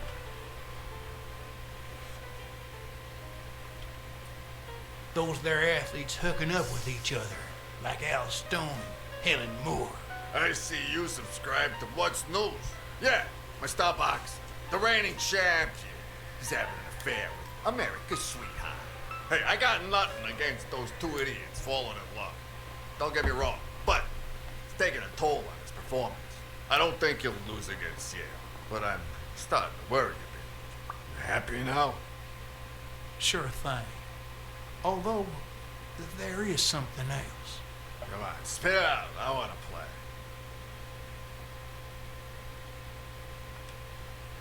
Having to compete with illegal gamblers like that O'Leary fella. Oh, one would almost think that you live in New York, my friend. That son of a bitch killed one of my men and left the poor bastard on my damn porch. But he's a goner now. Ever since the sport got put on TV, people want a fair game, honest boxes, and no shady business. All right, Riddy, have a good one. Drive safe. Before. Nowadays, they gotta bribe those big network executives to negotiate for broadcasting rights. Come on, let's steal another hand before Quince accuses us of trying to break his winning streak. Ain't gonna happen. Gentlemen, I suggest you never tell your sons about this game, unless you want to lose their respect. Wait, you mean our sons actually respect us? I hear you. There's no way to set boys straight these days. They don't even respond to a good old beating.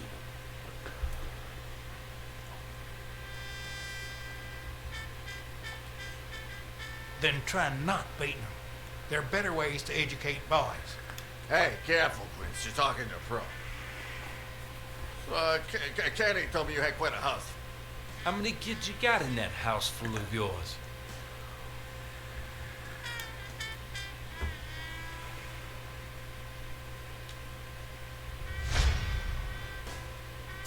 No. That son of a bitch was about to choke on his own vomit. If I'd been a communist, perhaps the vision of a millionaire choking on his own vomit would have made my day. Can't let him die. Even so, I doubt I could have just stood there and watched him die. Ah, crap. I didn't notice. I didn't break a sweat trying to save him.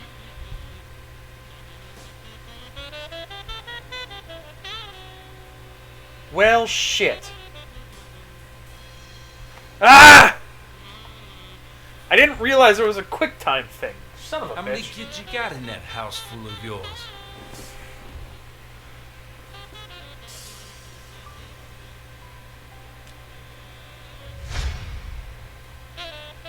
No. That son of a bitch was about to choke on his own vomit. If I'd been a communist, perhaps the vision of a millionaire choking on his own vomit would have made my day. Even so, I doubt I could have just stood there and watched him die. No, deserving or not, the man would live.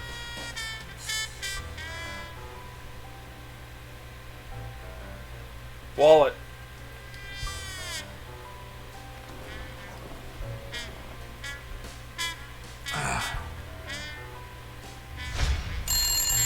Six, what is something? I don't know how you deal with all of that. All boys. Does it have to be now? Never let kids near one indoors. Come on, Folly. Children are sacred. I won't put a Cassidy. finger on them until they're 12. After that, well, let's just say some men have needs that can only be met by a young girl that age. That is so fucking wrong. Are you alright, Farnham?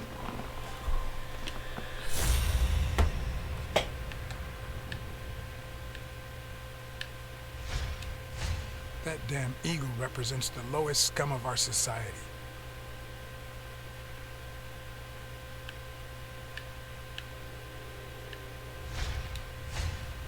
There goes your winning streak, you sick bastard.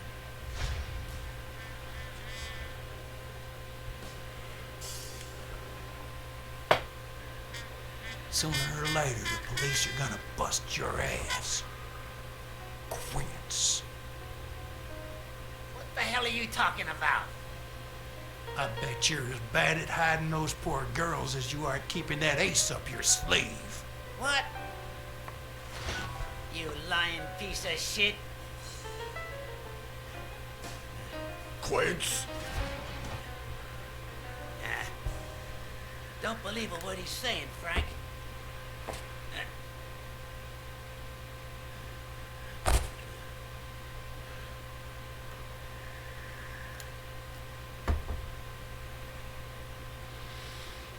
Don't you dare call me Frank. Ooh. Billy Bob. It's 500 more. Huh. For washing up. It's a deal. Well, he's dead. A good call, Father. I owe you one. Please, take that flying scumbag's tokens. And mine too, if you want. That's why. I'm feeling generous. Hey, turns out the governor accepted my suggestion to let Bobby Yell out of prison on the day of the fight. Hey, this is turning out to be the perfect night. If you decide to go ahead with your new venture, call me, Father. Your behavior at last night's game was utterly insulting. Never contact me again or I'll put an end to your pathetic life. If our common acquaintance should ask you about your business endeavors, tell him that boxing is too violent for you. Signed, Frank Cassidy.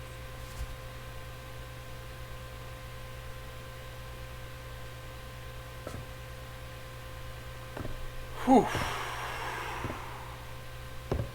Yeah.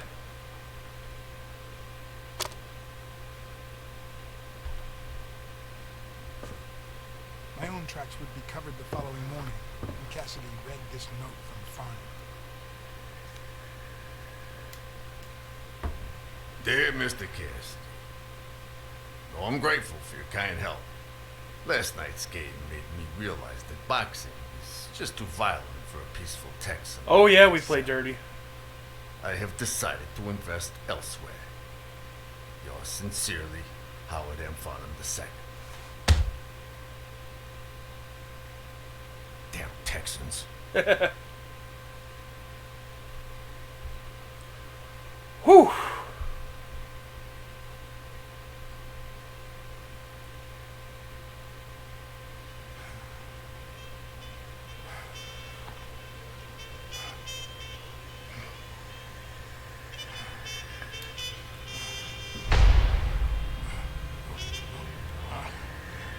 As for me, it was the first time in days that I had gone to bed without my daily beer. A real shame.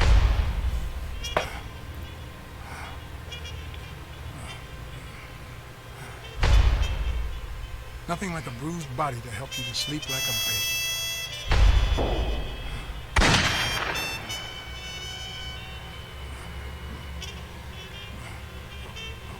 Maybe I should have given myself a beating.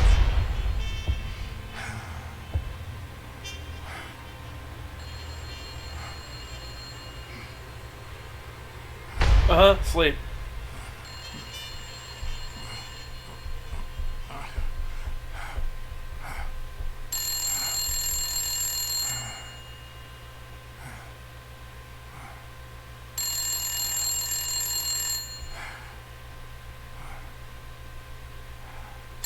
Answer the damn phone! Jesus.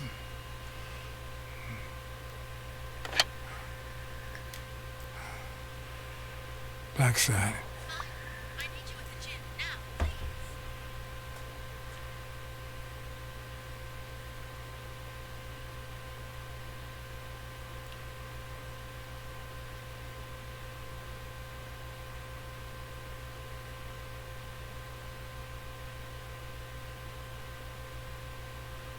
This is getting really interesting, though.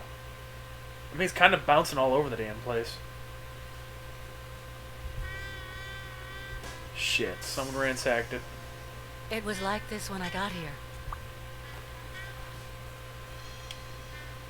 When did you get here? I've been calling you for over an hour. Calm down. I'll take care of this. Had you already finished looking through these papers? I wish. Well, I guess you'll enjoy sorting all this again. Hold on, I want to see something real quick. Let's see how my black set is doing. I'm 100%. I'm very talkative, and I'm complete romantic. More sensitive, more cautious, more pragmatic, more astute, and way more swift. Huh, cool. Interesting. Anyways.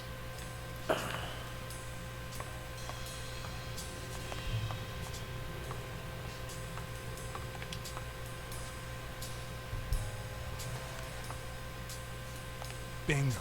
What is it? Nothing. Just a freshly signed contract.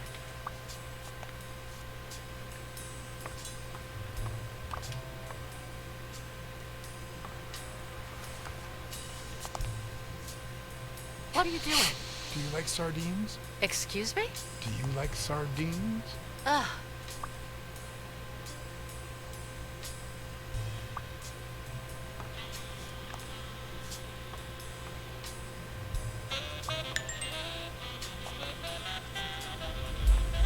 All right.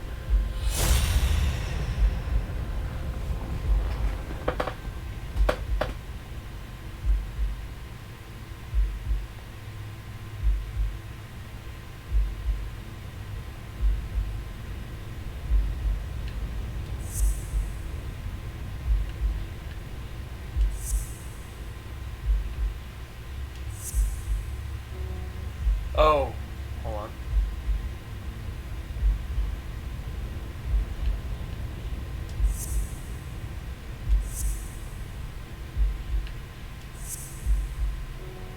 Wait, really?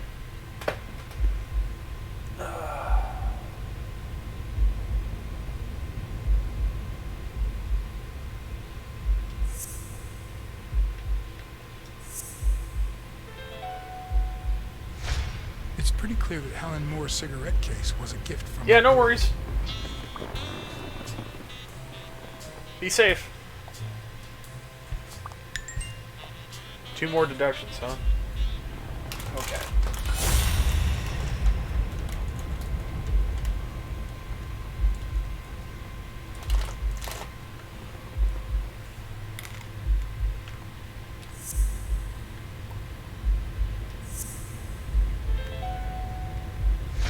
If she's still in love, why does she claim she hates him?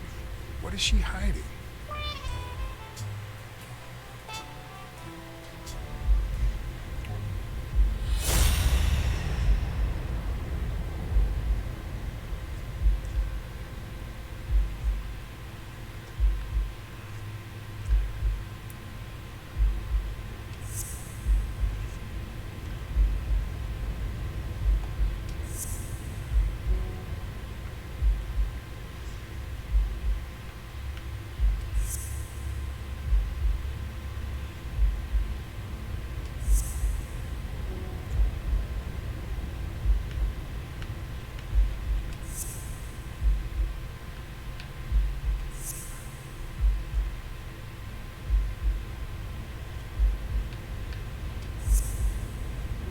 No? Okay.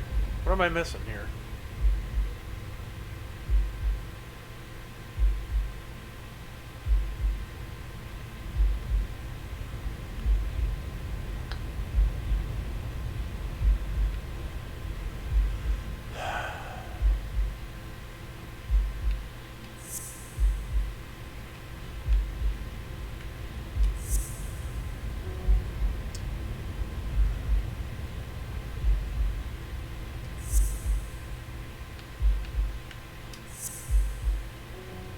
Okay.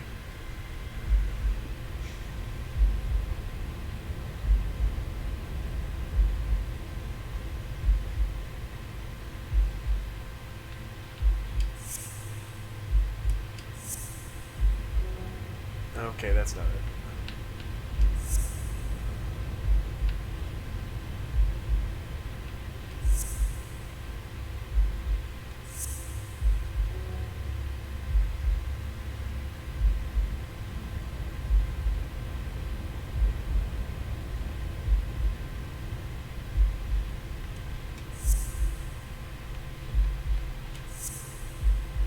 No, okay. What am I missing here?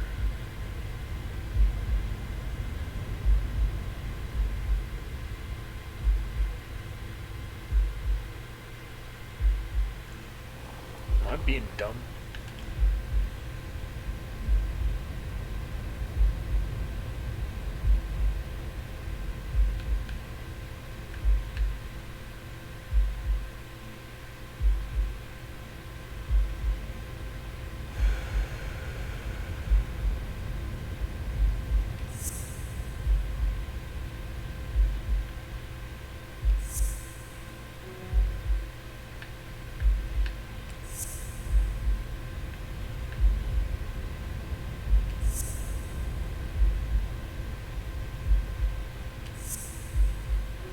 No? Okay.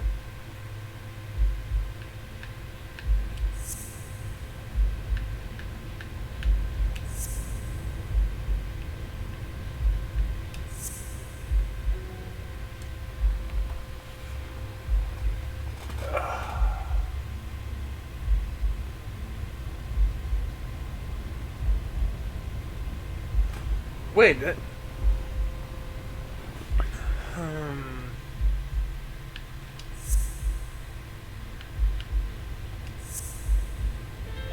There we go. No, the footprints don't match. Or if O'Leary killed Dunn, he did it without stepping in the paint. There or we in go. Different shoes.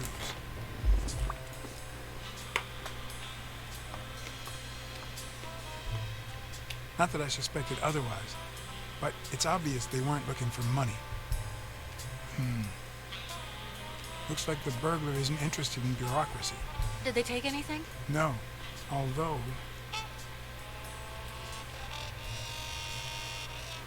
When you went in the hospital room to get your purse, did you get the gun as well? Yes. Isn't it there? I put it back. I'd rather not. go through that again.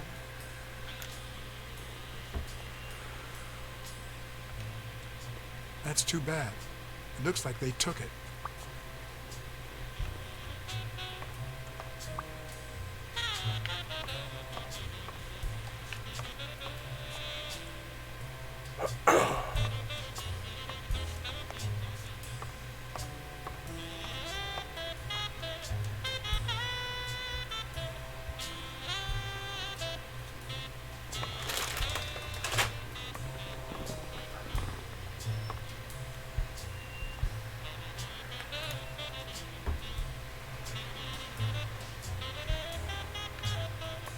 Is this yours?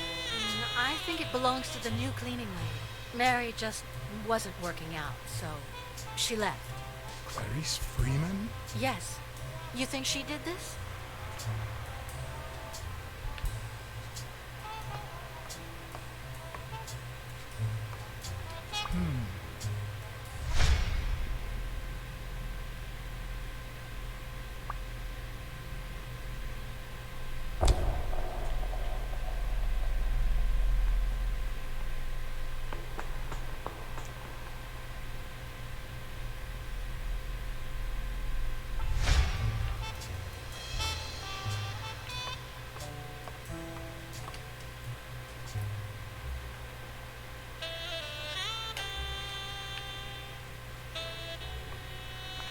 Wait here, please.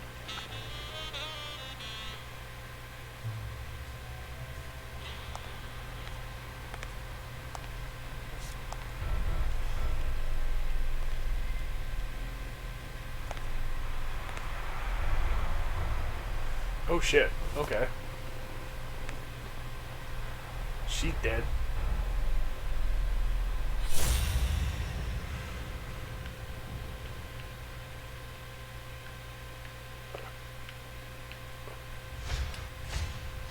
Could be a knife wound. The murder was brutal.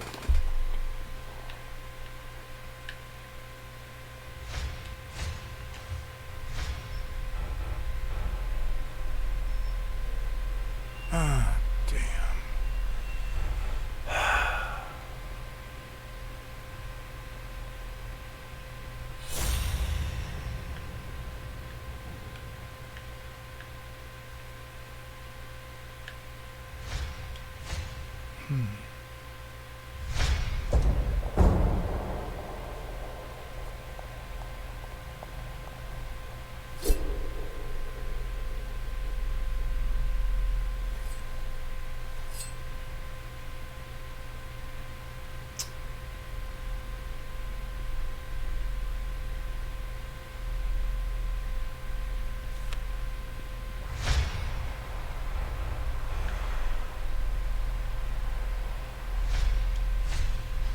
I can just picture her saying, honey, I found a job.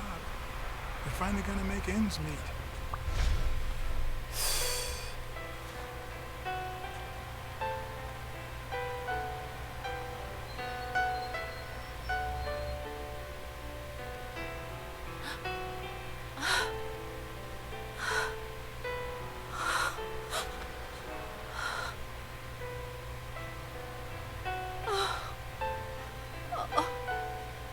I want you to call the police, son, and then go straight to a friend's house. Don't even think about going home, and definitely don't come back here. I'm staying at a friend's house. I haven't even set foot in my father's place yet.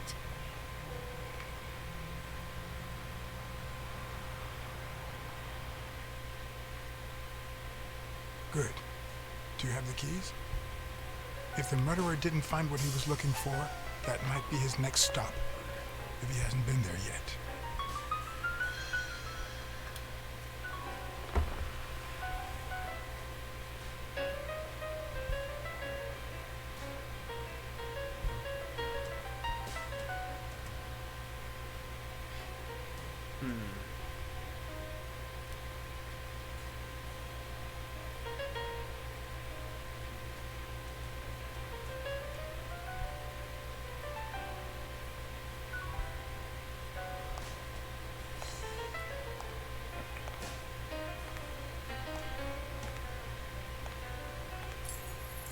For once I had the keys to the place, which meant I wouldn't have to use my lockpicks or...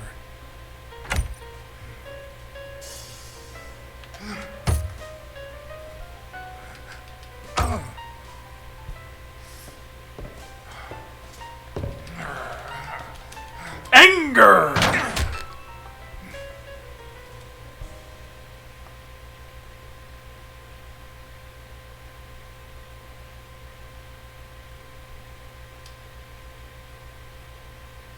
It doesn't look like anyone picked the lock.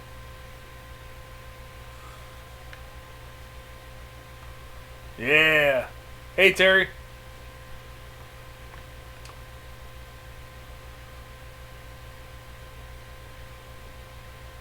Look at that. The guy sure had good taste. Let's see what we got.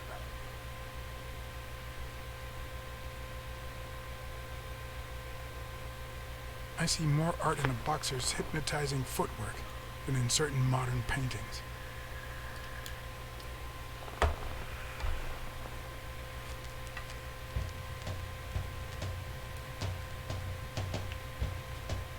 Yeah, let's get some mood music going.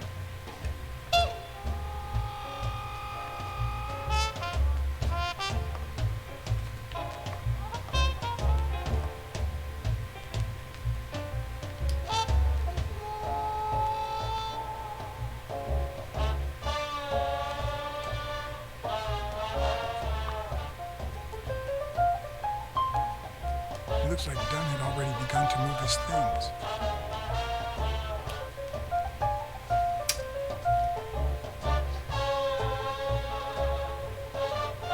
Dunn? Thorpe? No idea. And these two, they look familiar.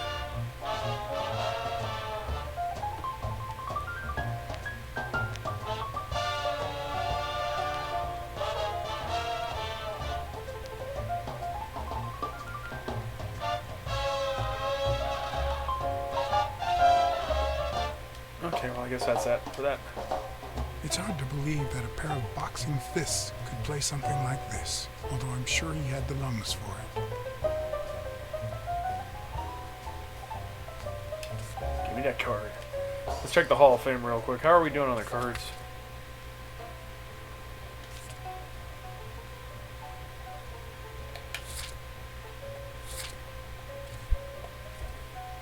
Well, we're not doing too bad. Still missing a lot more cards, though.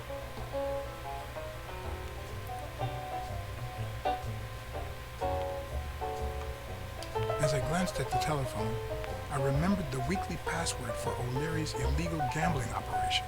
Even though I had rejected his reward for telling him about Colbert and his wife, I had managed to make my own dirty money by ratting out the Eagle Pimp during our poker game. How much damage could a small bet do?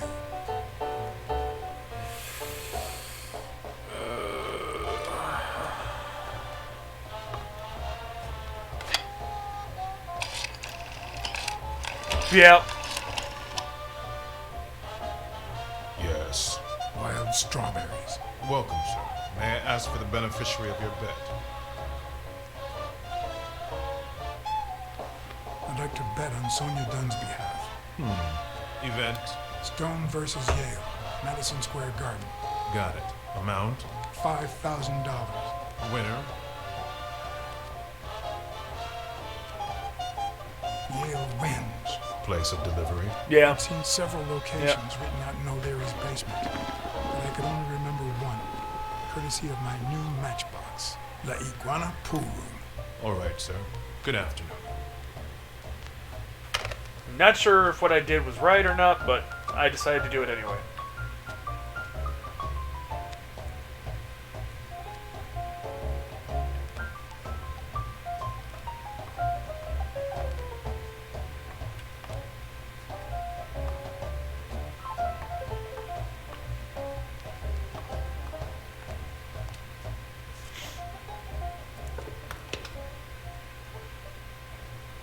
Ready-made meals on airplane trays in front of the TV. Who would have thought we'd end up eating like this? Yeah. Dunn died 4 days ago, and that lettuce still looks okay.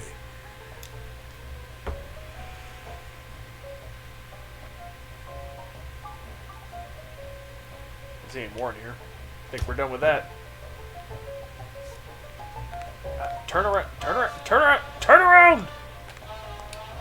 Sardines. Sardines. It's been open for a few hours.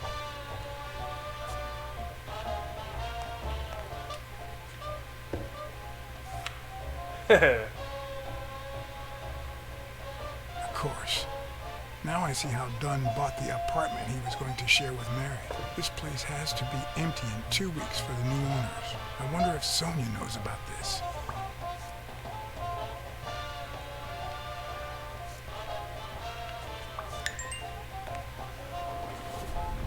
Time to deduce.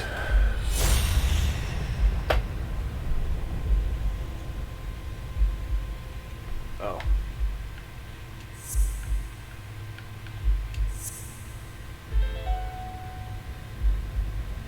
It's pretty clear that the burglar came by the house before heading to the gym, which means he probably didn't find what he was looking for in here.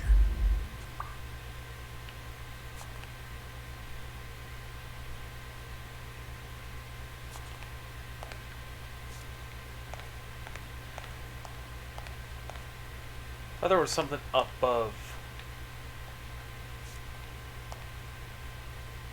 Yes. No! Dang it, go back. Go back. I just saw it. Slowly, slowly. Grab it. Gotcha. Ha!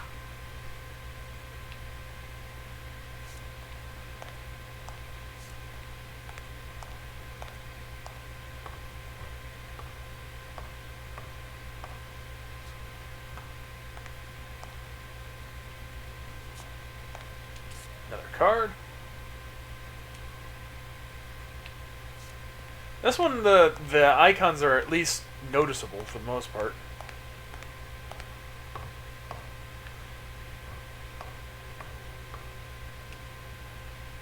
Let's see.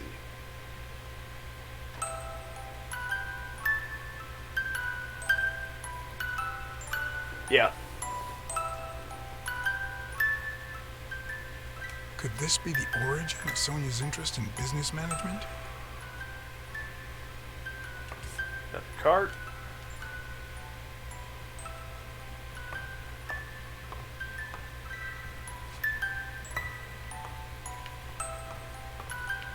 Okay, first that.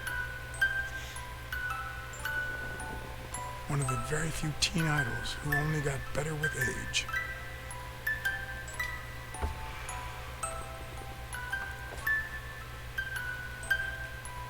What's this doing here?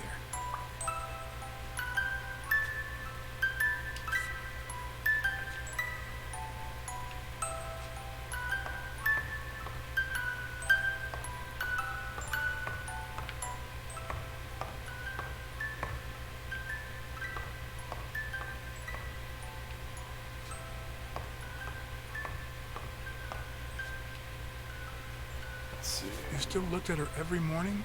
So many years later, with a new love? Maybe we don't need to forget. Maybe pain just transforms into, I don't know, something. Yeah. Possibly.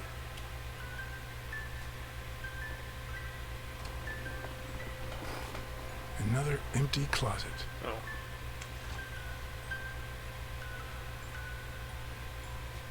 Look down. Thank you. I saw it.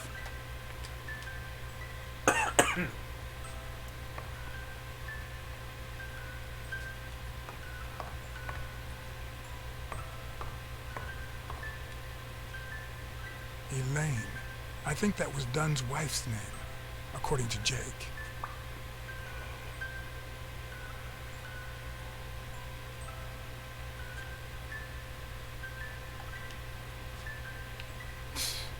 No matter how hard I look, I'm not getting anywhere.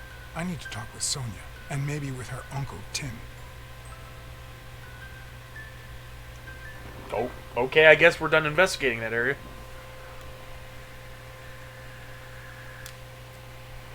It brings back, I don't know. Good memories? An optimist, are we? It's like remembering the last day of summer. Scenes full of joy, picturesque landscapes, and yet The light is faint and the air is still, the calm before the storm. I know that feeling. I figured that much. I can see it in your eyes. We met in the Army. We were all professional athletes. They called us the Olympic Five. Who's the guy on the right? Angus Mitchell, our combat medic, and a doctor with the New York Warriors. It was Spano who got him assigned to our platoon. Hey, isn't that Craig Spano? The guy on the Morley's billboards? Yes, indeed. Our captain. He was the oldest, after all, and star of the New York Warriors. He was an orphan, you know. But he loved the sport so much that he said baseball was his family. He was the one who had Mitchell assigned to our platoon. Was Dunn already boxing? Yes, he was. I had already seen him fight before I even met him. He was as humble in the ring as he was in life. He'd always let his rivals take the initiative. I remember how he barely dodged the blows. If you didn't look at his feet, it seemed like he wasn't even moving. And the footwork, pure dancing. You could almost hear the music. The song would play until his opponent was exhausted.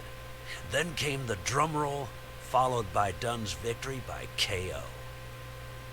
Who's the guy on the left? Ah, Victor Sukovsky, the athlete. You've probably heard of his medals. What about you? I had just signed with the Milestones. I hadn't even played my first game, but people said I had a bright future ahead of me. And you did. The cop at the hospital sure seemed happy to be the proud owner of a Tim Ironarm Thorpe autograph. Who would have thought that I'd end up becoming Tim Iron Legs Thorpe? What happened? I fought the Nazis for 2 years, up there in the sky, over Europe. And I never set foot in a field hospital. 3 years later, I crossed the street without looking. And look at me now. The irony. What happened to all of them? Zukovsky died the same day they injured Dunn. Dunn received an honorable discharge and came home. He quit boxing and opened his gym. Mitchell was redeployed to a field hospital. Spano and I continued in the same unit, but nothing was ever the same. You Exactly. see what I meant with the last day of summer. And after the war, well, who the hell cares? I do. What happened to Spano? Well, you've seen the billboards. He made it big time. When I was forced to retire, I got him some advertising deals. That's how I founded this agency. But then, something happened to him. He became sullen. He fell out of shape, and slowly but surely lost touch with reality. He withdrew from public life and broke off our friendship.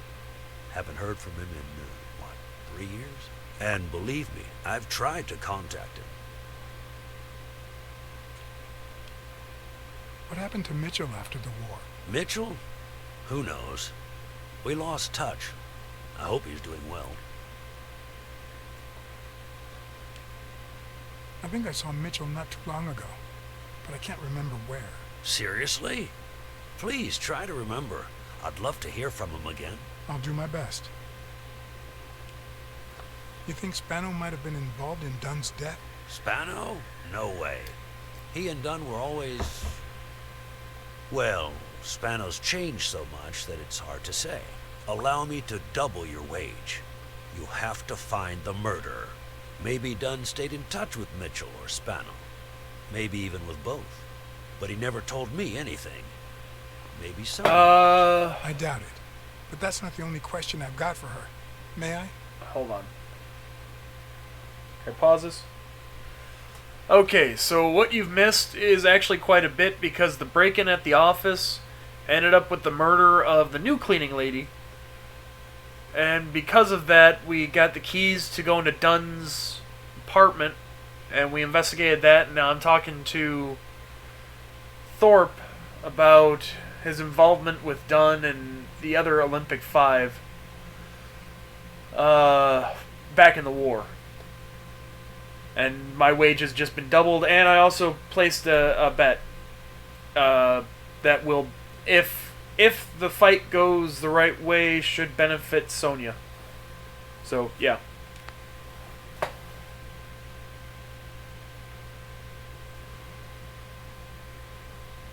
I think that catches everything up.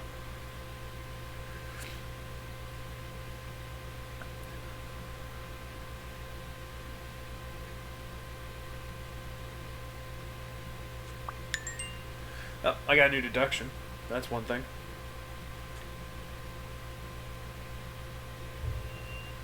Yes.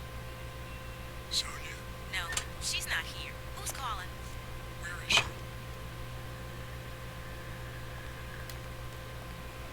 The cleaning lady had kids, too.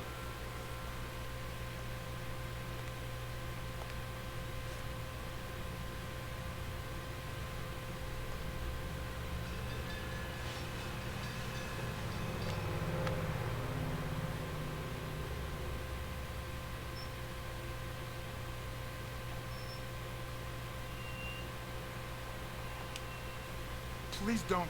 Have you ever wished you'd never been born? What? Yeah, sometimes. Then we're both in the same boat. First time was right after moving to New York. I hated my mother. She was the reason we moved from the countryside and the smell of Shit, freshly please mowed tell me grass I'm to not this gonna get this poor dirty girl city killed. and the smell of medicine. Her medicine. The second time was after she died. I hated myself for having hated her before, for not having loved her enough. The third time was when my father shut himself off.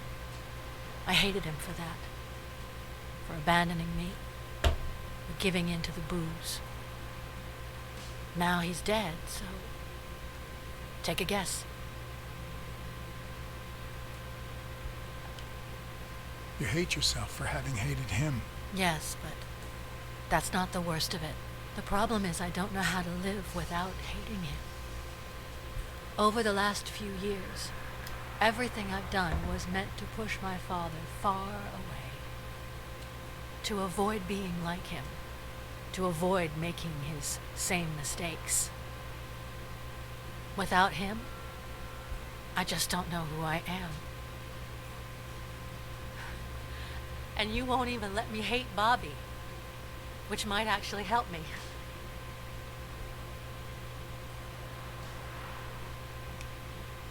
Bobby Yale is innocent. He doesn't deserve your hate. Don't you think I know that? I need someone to blame. Ah! Damn it! Without that someone, I have only myself to hate.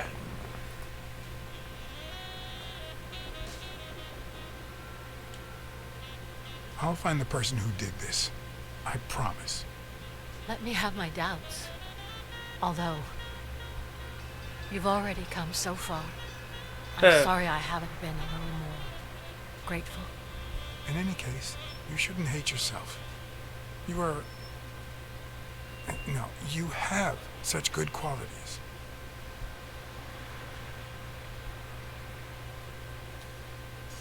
You're as smart as you are kind. That's what my father used to say. Why would you think that?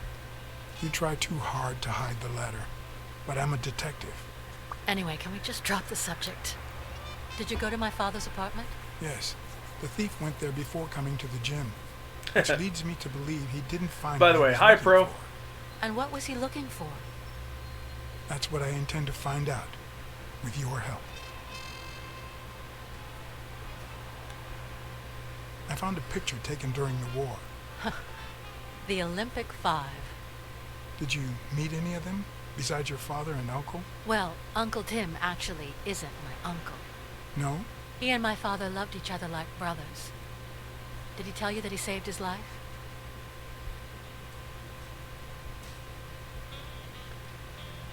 Your father saved Thorpe? They were flying over Brittany in a 3-unit fighter plane. Zukovsky was the pilot, my father was the co-pilot, and my uncle manned the machine gun. Suddenly, enemy fire killed Zukovsky and injured my father, which is why he never boxed again. My uncle jumped out of the gun turret, ran to the cockpit, and managed to pilot the plane to safety. Oh, the times my father told me that story. And now...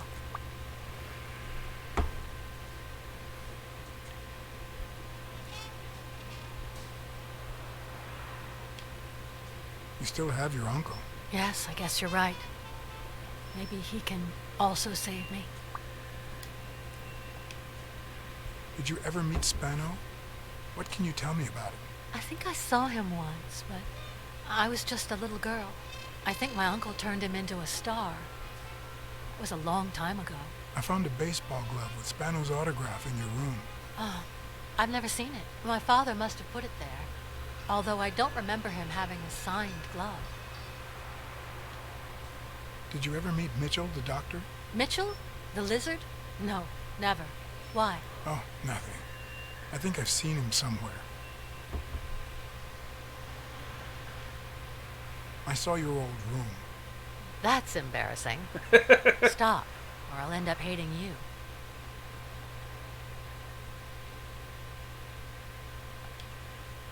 It's odd that there are practically no toys or memories of your childhood in the room, except for a small music box. That box? It might just be my last happy memory.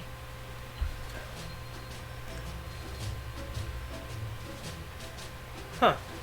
It's from before my mother got sick and we moved here.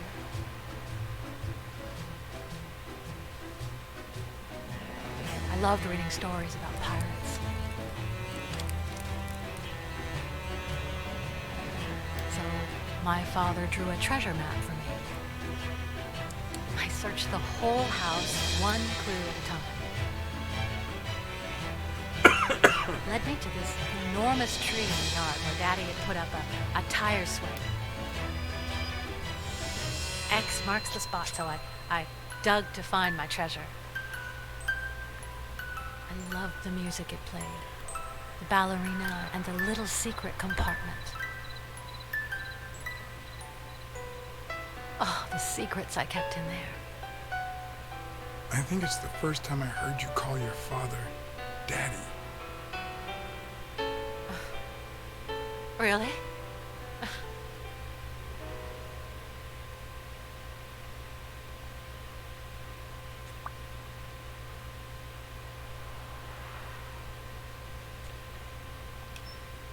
I'm also a fan of Frank Papalia. Oh, yeah, the poster. I only liked him because my father thought he was too modern. Did the abacus inspire you to dabble in finances? The most useful gift anybody has ever given me. A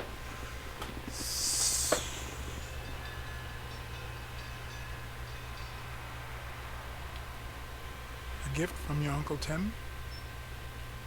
He used to say that in this day Got and it. age, a woman should know how to count. My father didn't agree, but he didn't oppose it either. People thought he was a liberal because of his attitude towards racial issues. But at home, things were different. Your dad had great taste in music. Thank you. So, better taste than I had as a child? Well, now you've put me on the spot.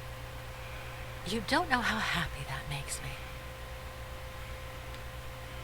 Are you cold? A little. Maybe I should go.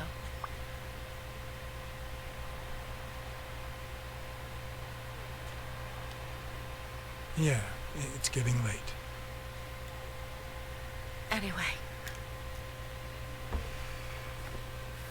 Hey, Thanks for she the didn't company. jump off.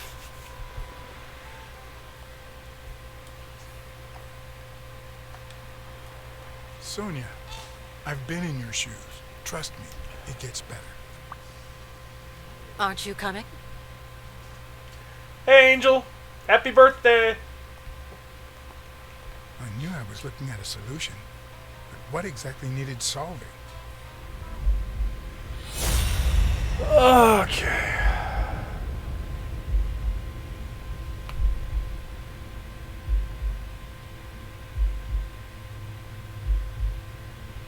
Okay.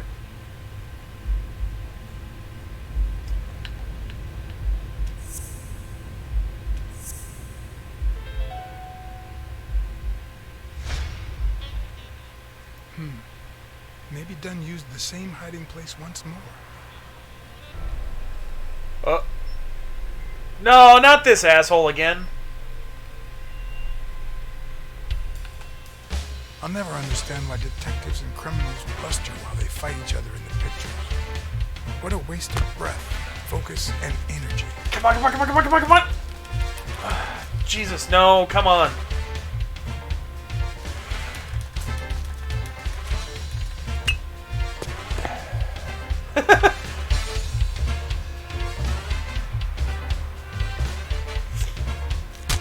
Oh, she got slapped.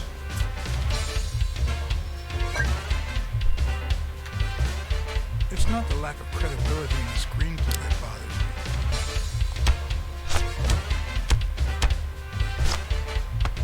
Plus, it's actually pretty handy.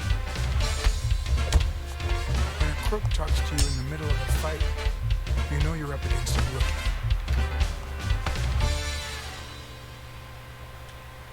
And if he doesn't even say, "Help me, please,"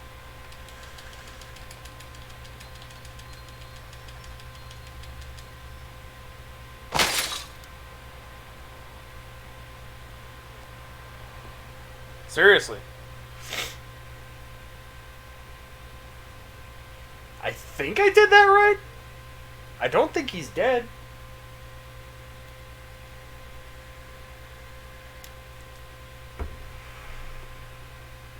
There's so many different angles in this story, too. I guess? Yep, he's fine. What did they say? Nothing serious. I lost another one of my 9 lives. Oh, this hurts. Got many left? I'm dead.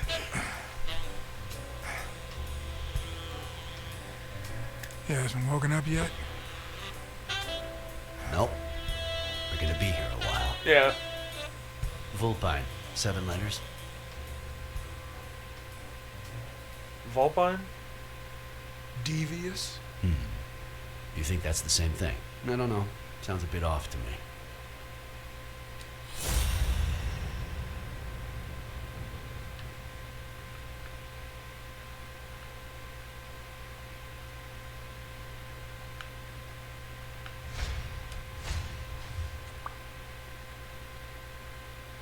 Ah!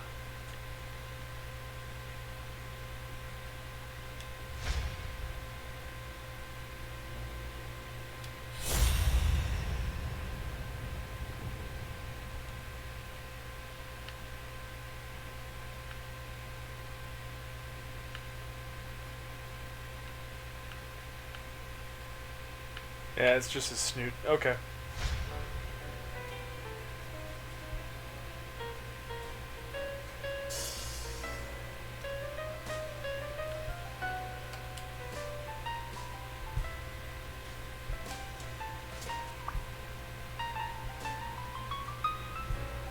So he was the one. Okay. So we've got our murderer. At least the murderer of the new cleaning lady. Wait, I know. Vulpine, 7 letters. Cunning. What are you looking for? Nothing. Will he live? He'll live. So what have you found out? Randall Lee. Apparently in love with our penitentiary system, judging by the frequency of his visits. Theft, assault, extortion. You know, minor things of the sort. Any partners? Always works alone. He's never ratted out his employers, provided they exist. Did you find anything? Is this our man? Do you have proof?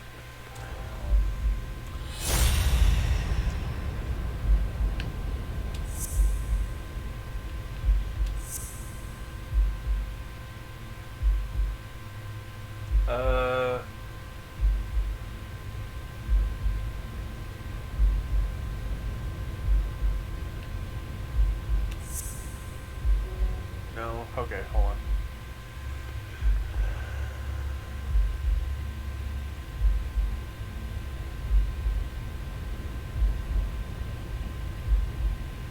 So he signed a thing with his foot, has relatively...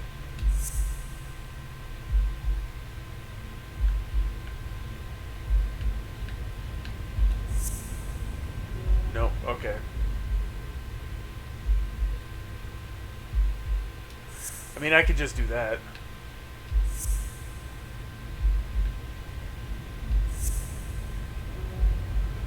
All right. Well, we'll just do this first. This.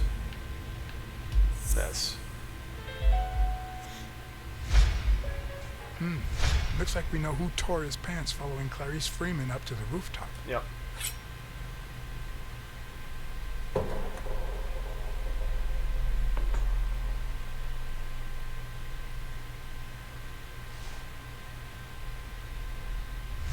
His pants have a tear in them. I found a piece of that same fabric at the gym, on the stairs that lead to the rooftop where we found the second body. Makes sense, but how many pairs of ripped pants are walking around New York City? I don't call that evidence.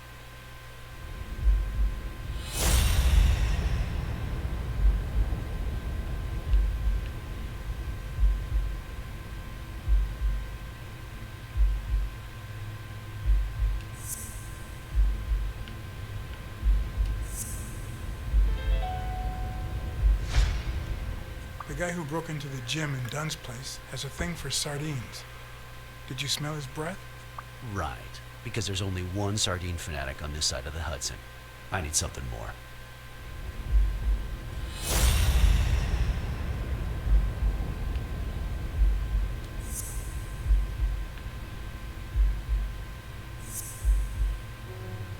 Oh, whoops, my bad.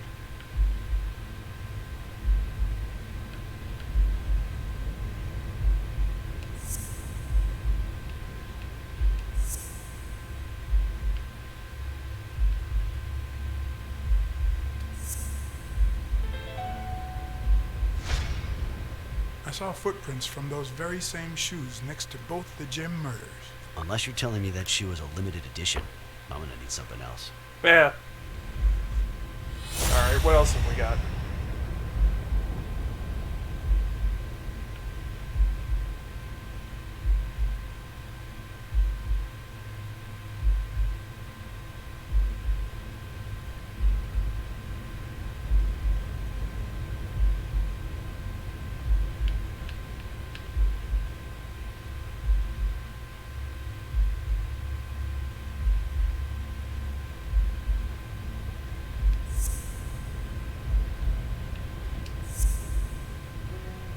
Okay.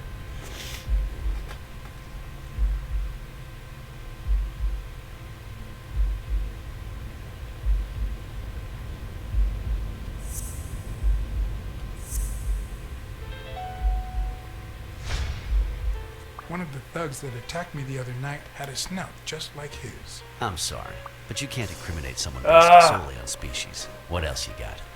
Okay. What more do you need? I've given you 4 pieces of evidence. None of which are conclusive. He tried to throw me off the rooftop. Yeah, you're right. I'm sorry. He's our man. No, he's not our man. Make up your mind. He's just a puppet. Someone is pulling his strings. Could it be Yale?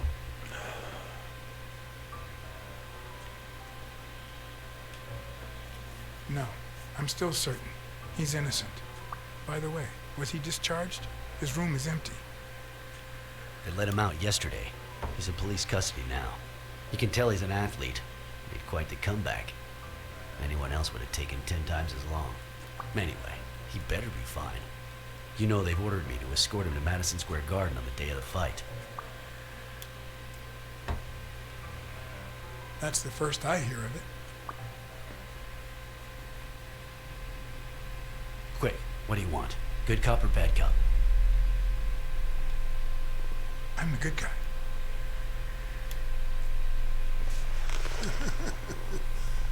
Good thing someone took out the trash. No wonder you were saved by garbage, you piece of trash. But you're gonna wish it hadn't. Go to hell, you dog.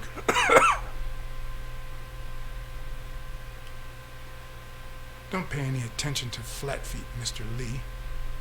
Yeah, you're in a tight spot, but there's always a way out. You have proof that you killed Joe Dunn and Clarice Freeman. I'll call your bluff. You ain't got nothing. Are you acquainted with our usual witness program? For a modest sum, they'll say they saw your sorry snout when and where we tell them to. Cut the crap, Smirnov. You know we've got conclusive evidence. However, we can offer you a deal if you tell us who hired you. What can you offer me?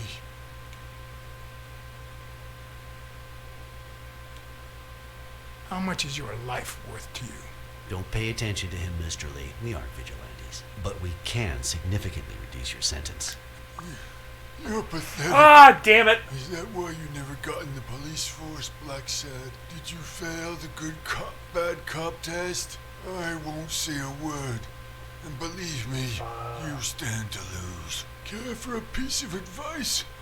If I were you, I'd fear for my life. I'm Damn it. afraid that... Whoa! Well, he's dead. Watch out!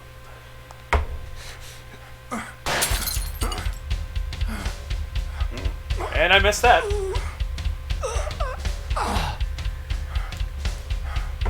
Let's retry that. Oh, no kidding.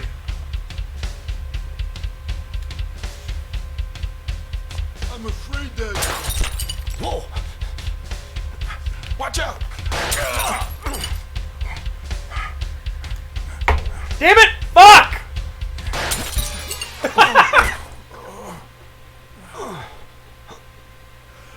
Oh my god, I'm not paying attention.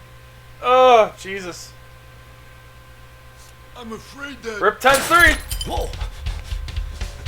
Watch out! Alright.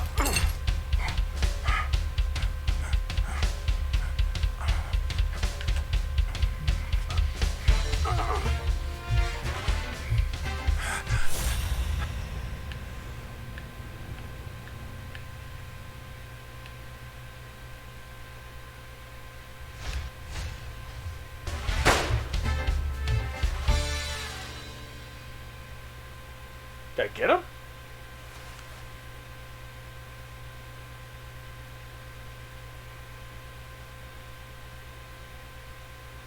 You kidding me?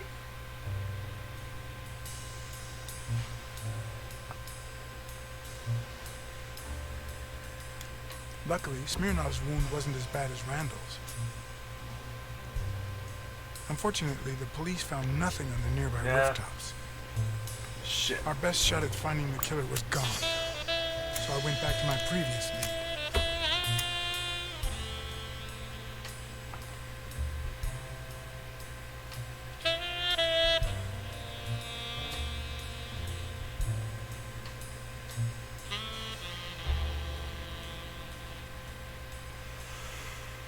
Okay. Alrighty. New deductions. It's from before my mother got sick and we moved here. I loved reading stories about pirates, so my Yeah, pretty father much. drew a treasure map for me.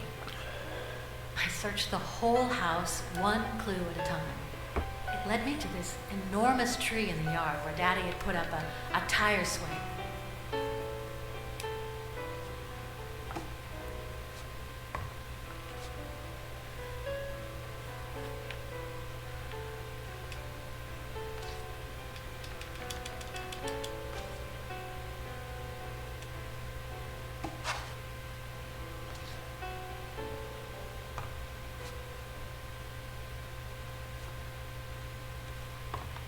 Okay. That works. Bing bang! Hello, Smirnoff residence. You're dead! No, I got you with my lasso!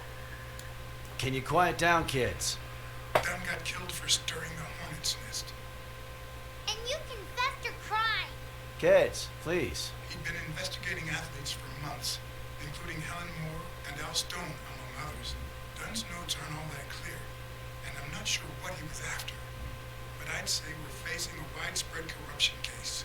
Well, if you're right, that could be some dangerous evidence. Bring it here ASAP. Sure, but there's something important that I need to finish first.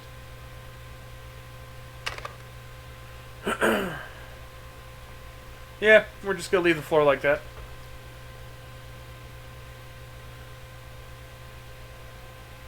So I'm kind of not sure who killed him. Or who had him killed. I wanted to follow a certain lead on my own before Smirnov had the chance to see anything.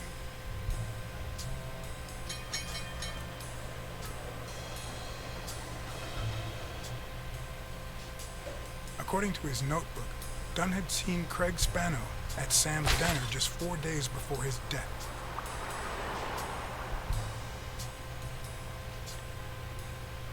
Scram, you son of a bitch! I'm sorry about what happened to Mary. You're sorry? I'm the one who's sorry.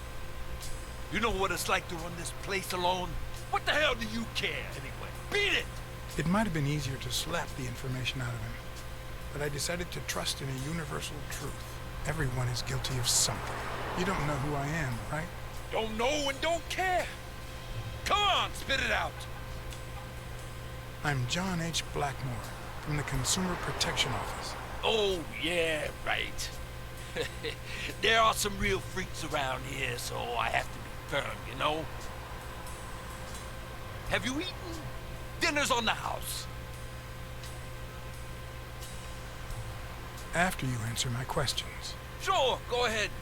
Your call. Always at your disposal, Inspector. Ask away. Fear turned him soft and made him talk. Sure enough, Dunn had been there a few days back with a chimpanzee who matched Spano's description.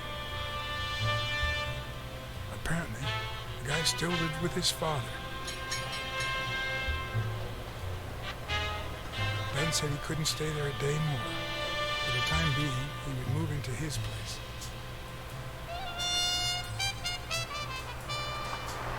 Wait a minute here. What does consumer protection have to do with that chip?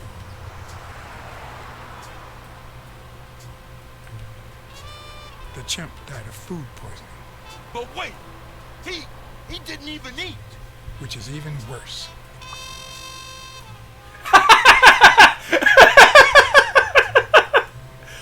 Okay. Oh, that was pretty good.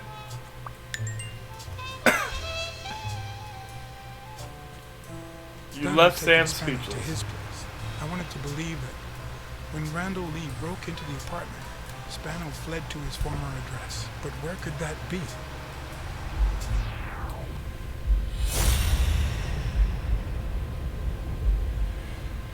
Okay.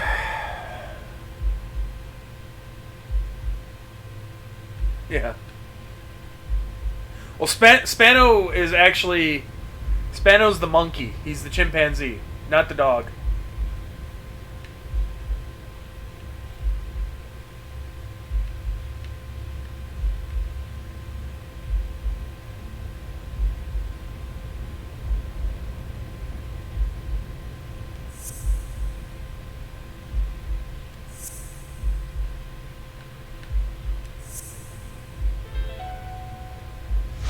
I gotcha.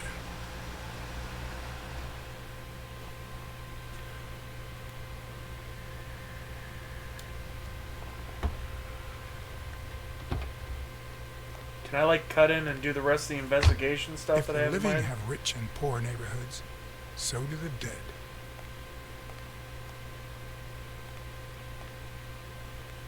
In the mid-19th century, Greenwood became the resting place to the city's most distinguished citizens. Thinkers, scientists, writers, inventors, artists, businessmen, politicians, police officers, thieves, pimps, and murderers. It's quite a list you got there. Here lie the bodies of the soulless minds that raised New York from the ground up. Now you know where to go to become somebody in the Big Apple.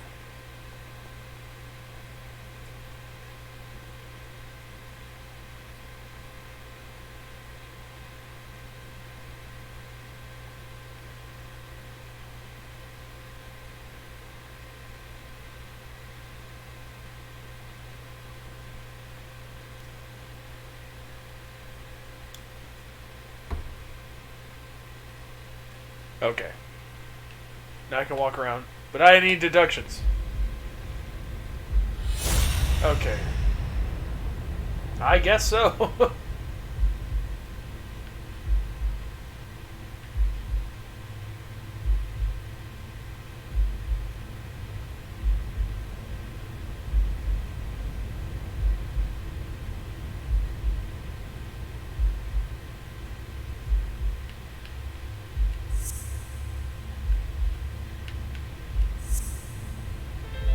O'Leary wouldn't have sent Randall to kill Dunn. He would have dragged him to his basement, given him his little speech, and then killed him himself.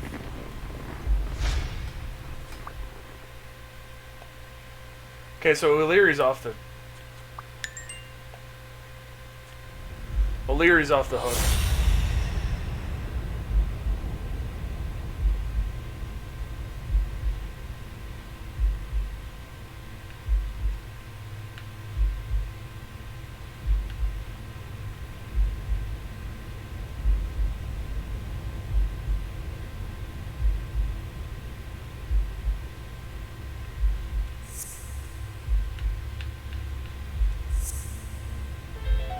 Yeah. Mitchell, who fought with Dunn during the war, tried to pass as Yale's doctor.